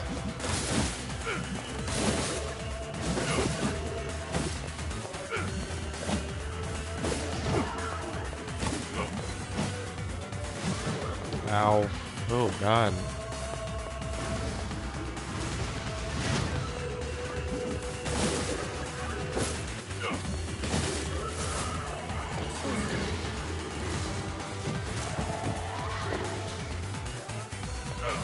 Right, I ought to be able to coup de grace him.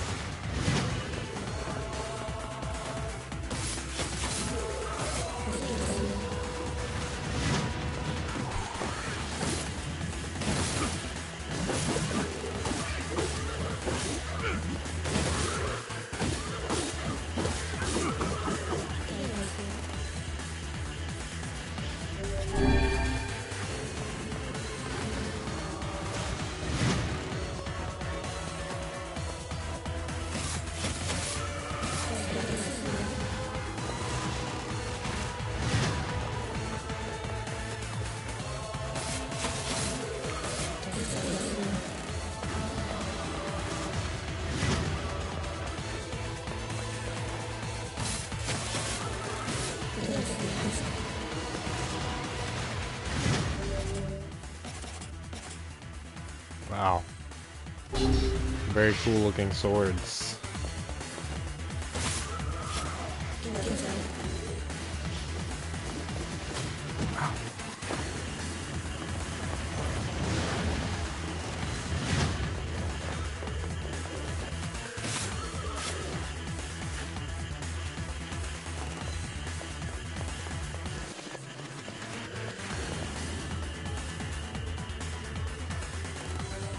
Look, geez, look at me. What happened to me?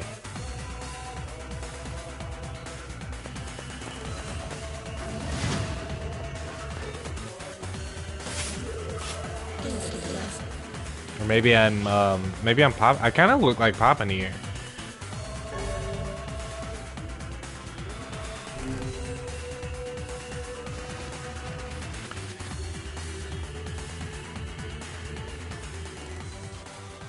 The puppet priest collects the accursed prayers and polishes the vessel.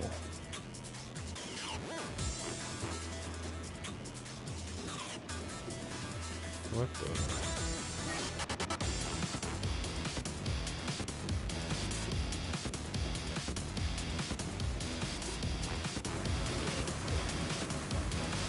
Rail shooter!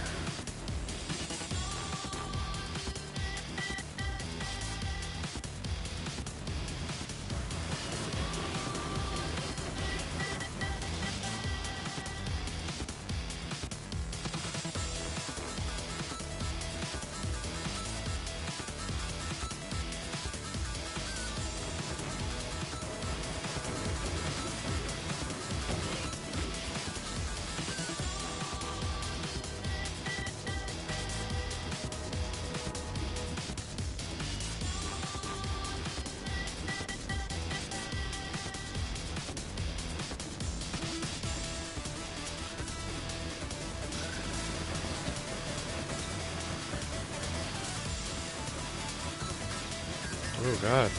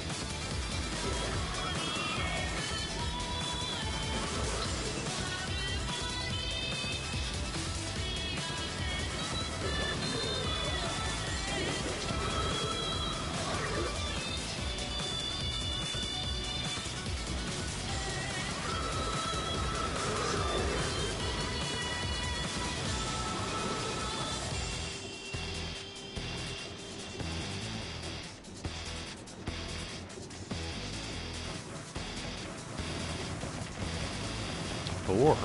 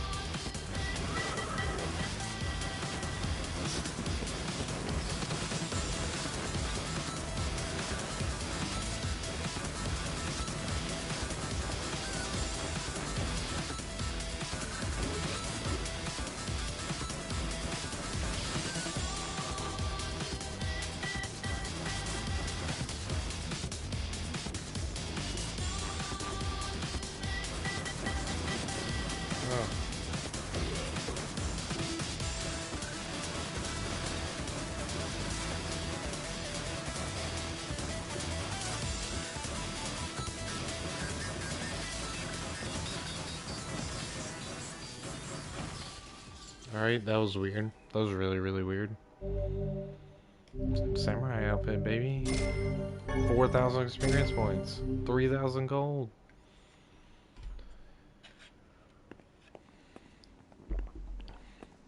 I guess I gotta get the spear. The Fool's Lament spear.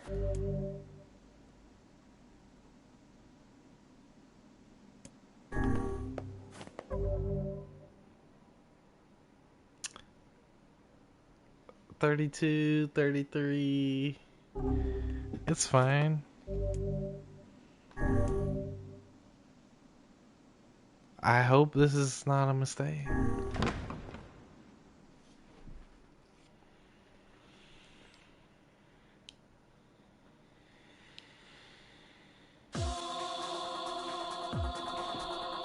So long as this memory exists, so long as mankind has hope, a bloody battle will be waged over the holy...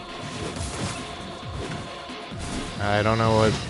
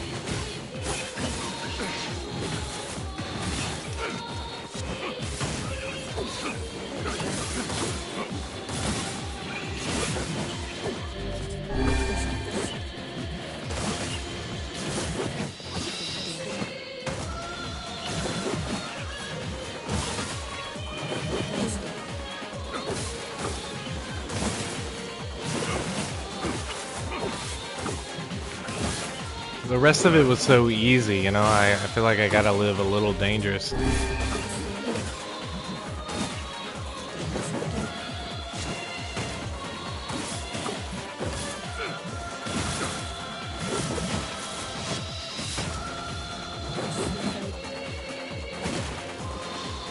Oh, no you don't.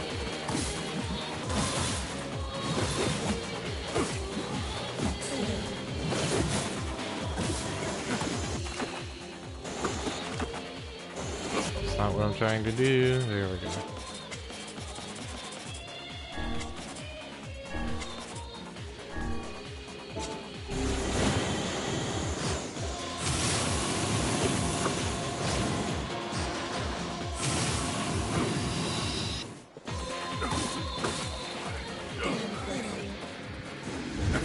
Let's go.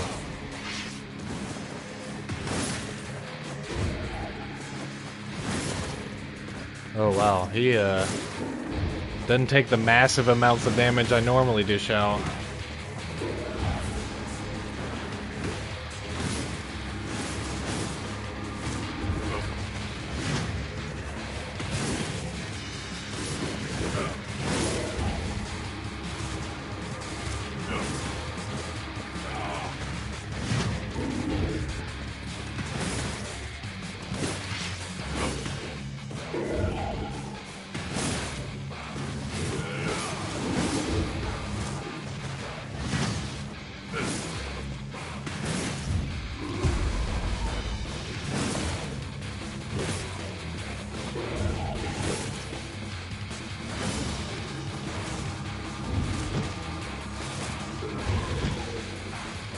Oh, what the hell? Why did my fist swing?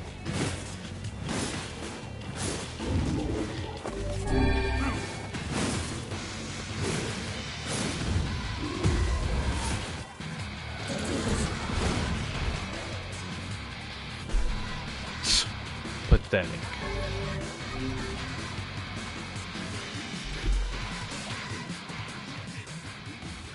Foolish human, foolish human, foolish human, foolish vessel. Oh, 3 of these guys, eh? Alright. That's fine. This is gonna be fine.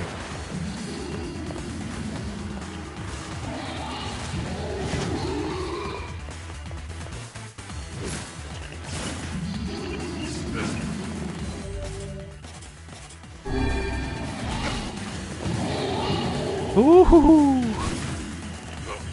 Alright. Let me find some magic.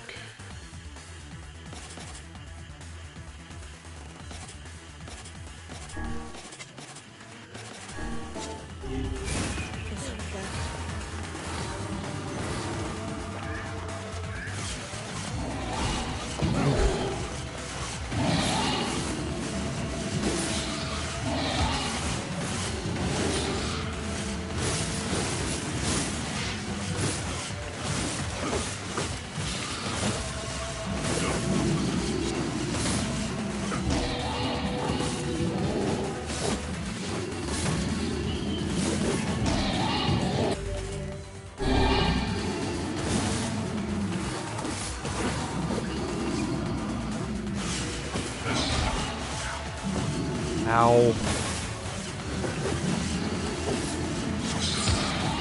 Ow. Oof.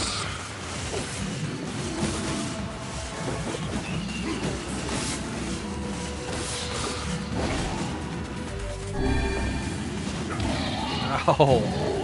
Jeez.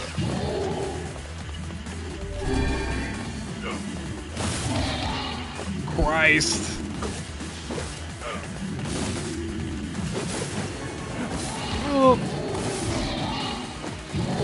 Oh god, they just seemingly start that out of nowhere.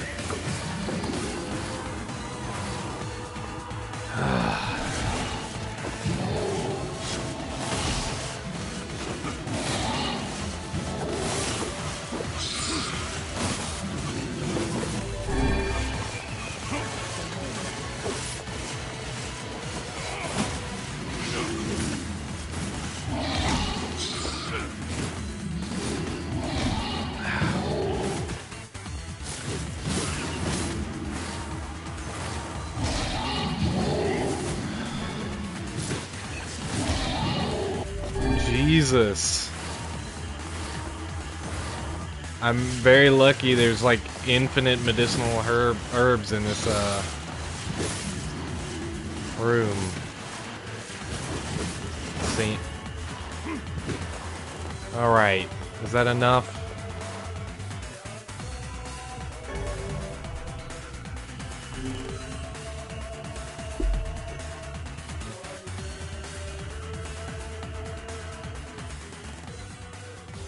All is paid. All is sacrifice.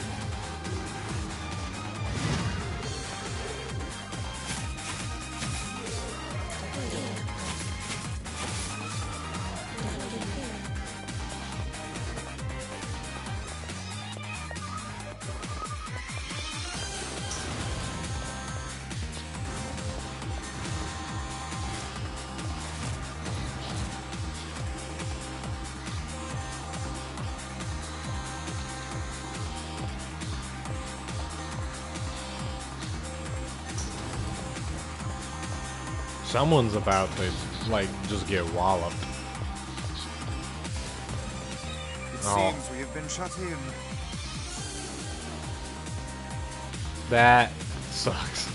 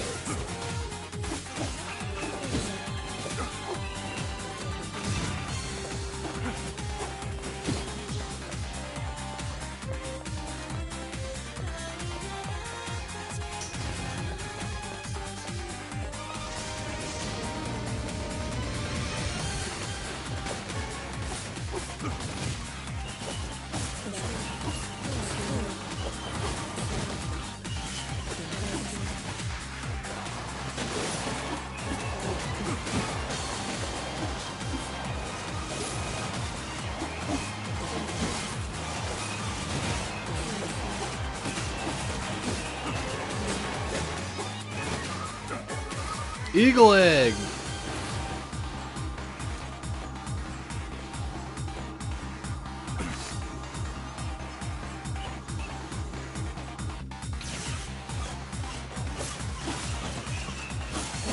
Weird place to find an eagle egg, but I'll take it.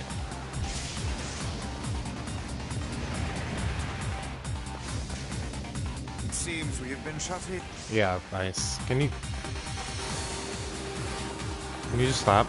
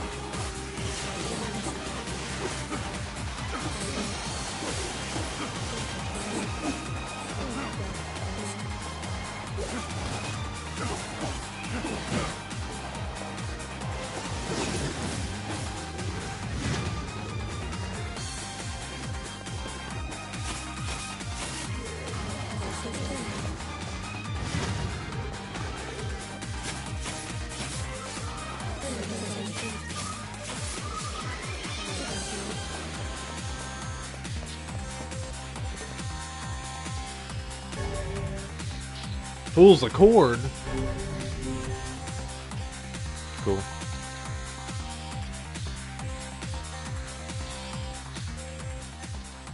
Do not bring back the light. Do not bring back the vessel. Do not bring back the future. Do not bring it back.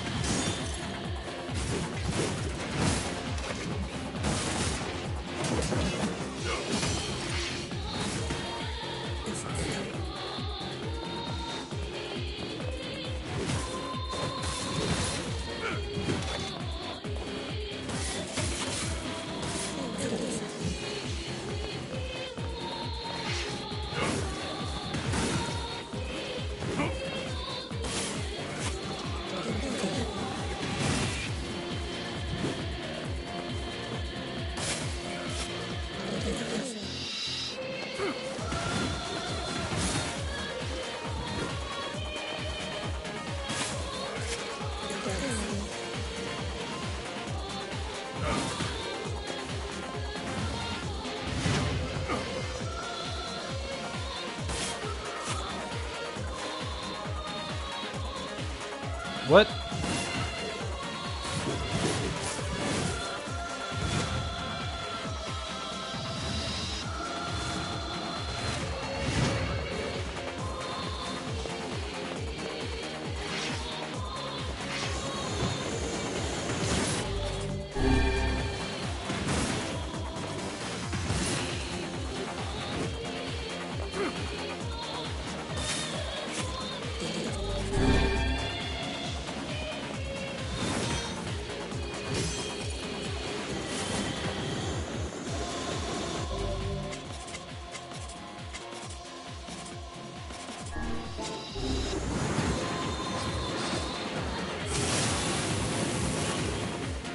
Goodbye.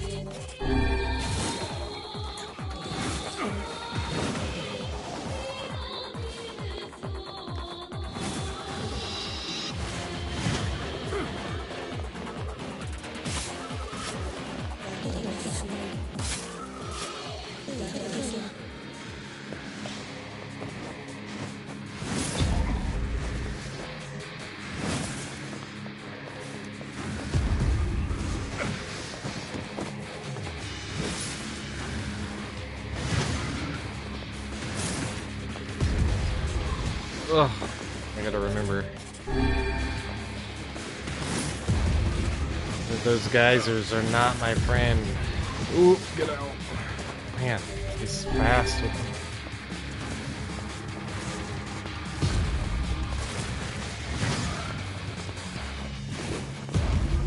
Gotta get out of here.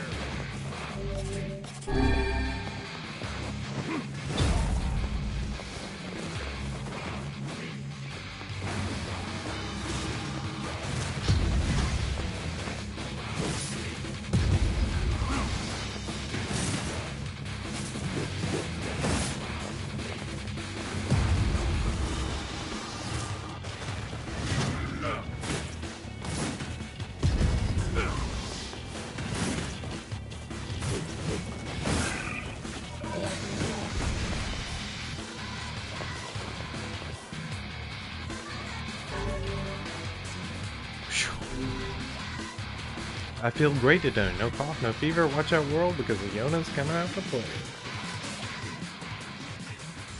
Every beam of light is an invitation to death.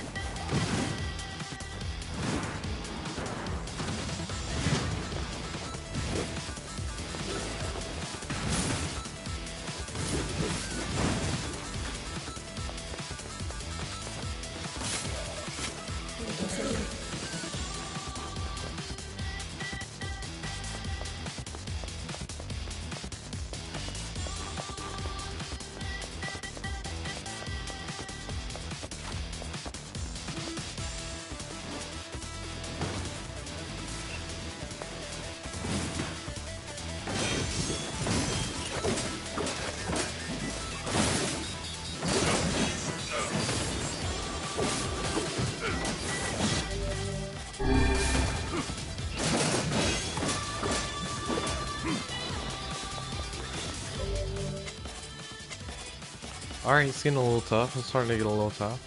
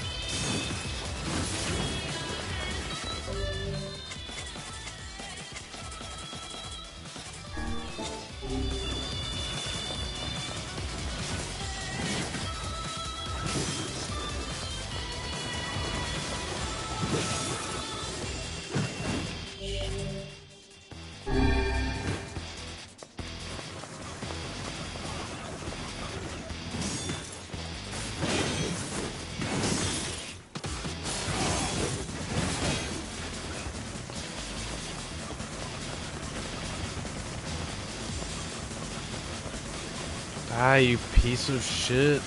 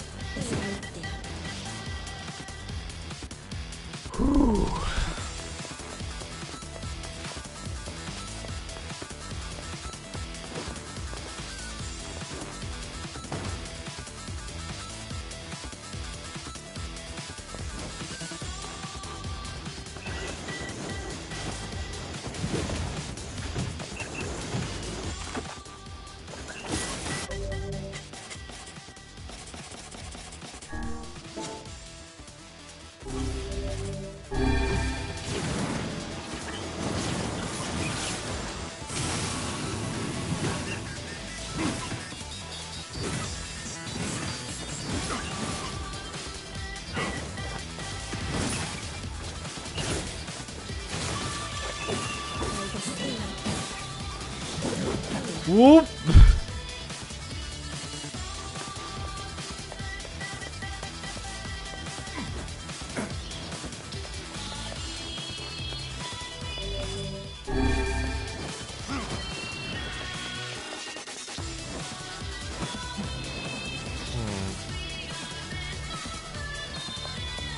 Oh, I see. This, I guess?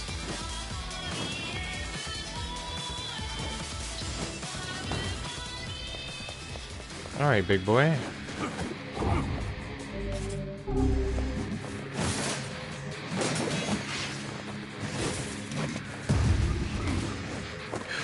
Oof. Hey, I could have recovered.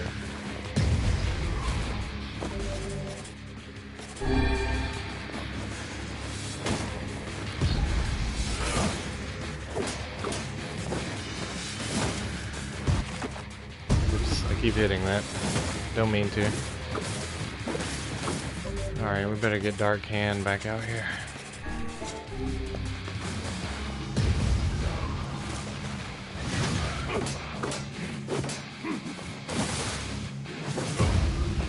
Ugh.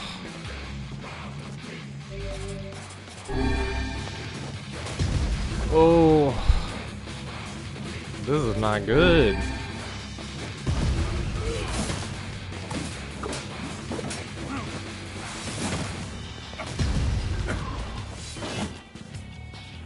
The fuck?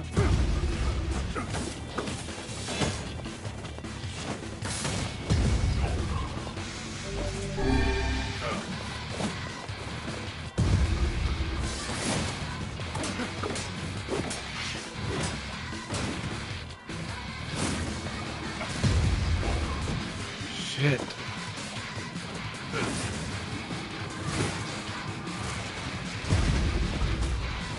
Fuck.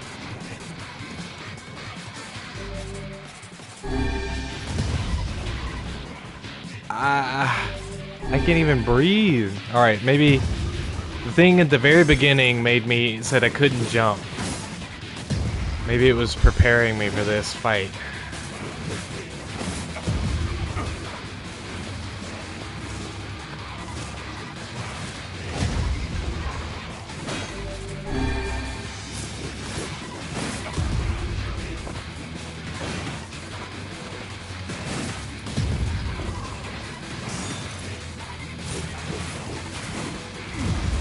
Oof.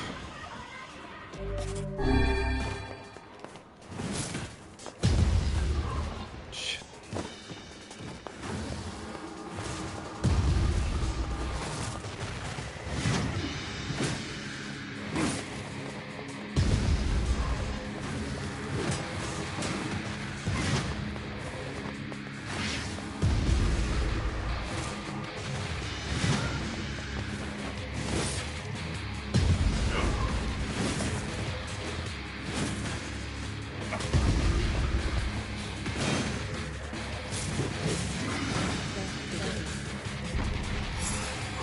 What? Oh my god.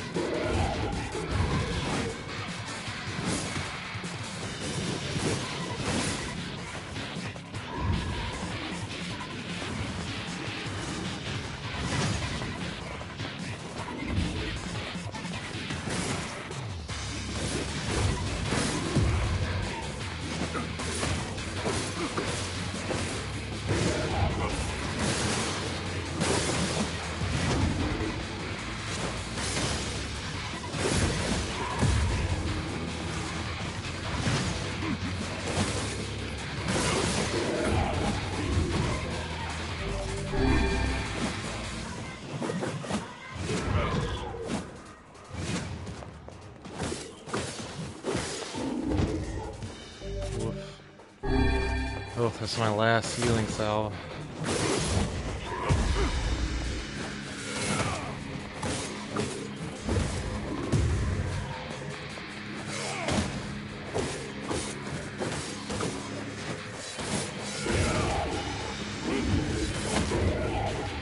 Alright, that's most of his armor.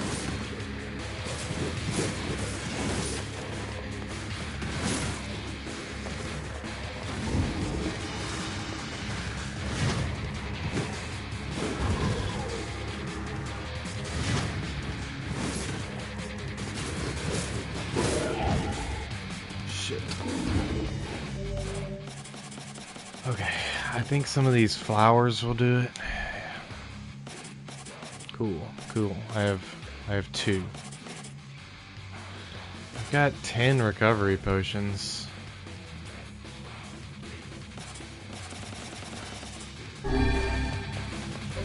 You know what?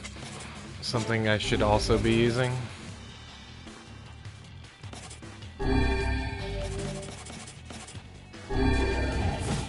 Ow.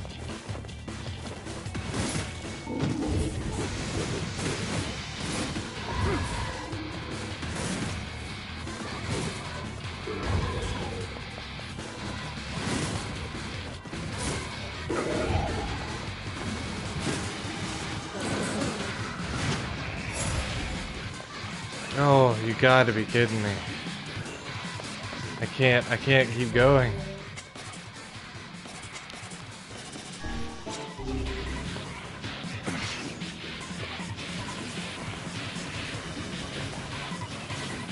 Fuck.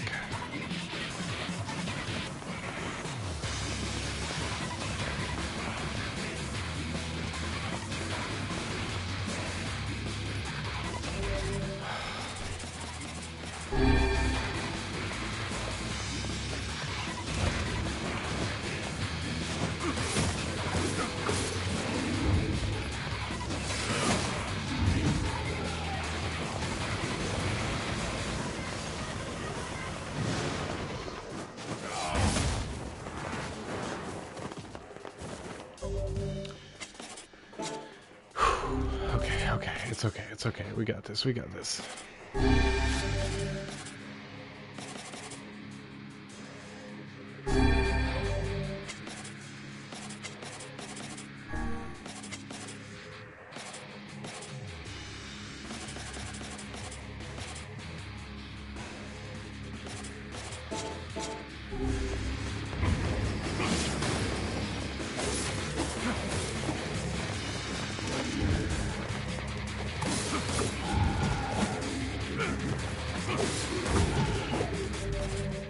Oof.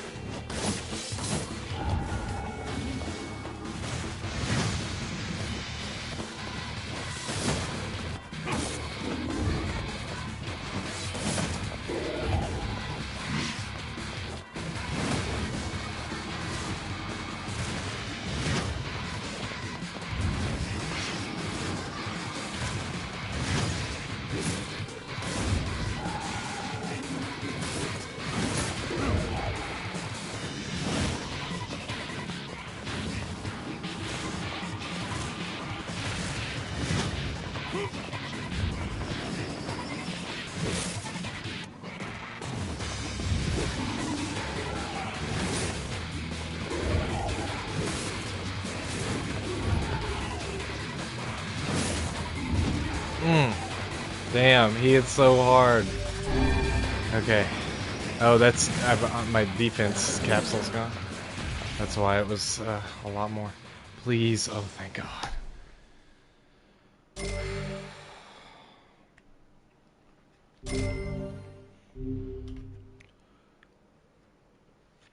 A dreaming vessel in a recycled world. Until the time of its awakening comes. Thanks. That was pretty tough.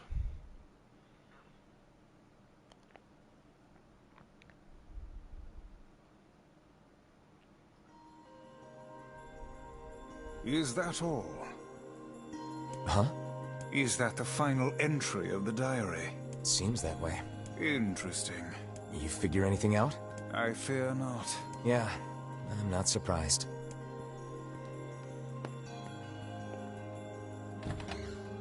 Oh, I'm gonna run upstairs real quick and just check. Okay. Alright, I think I'm just gonna head straight to the save point. That's it for tonight's stream. A lot of reading and a lot of gameplay and some tough gameplay after stepping away for a minute.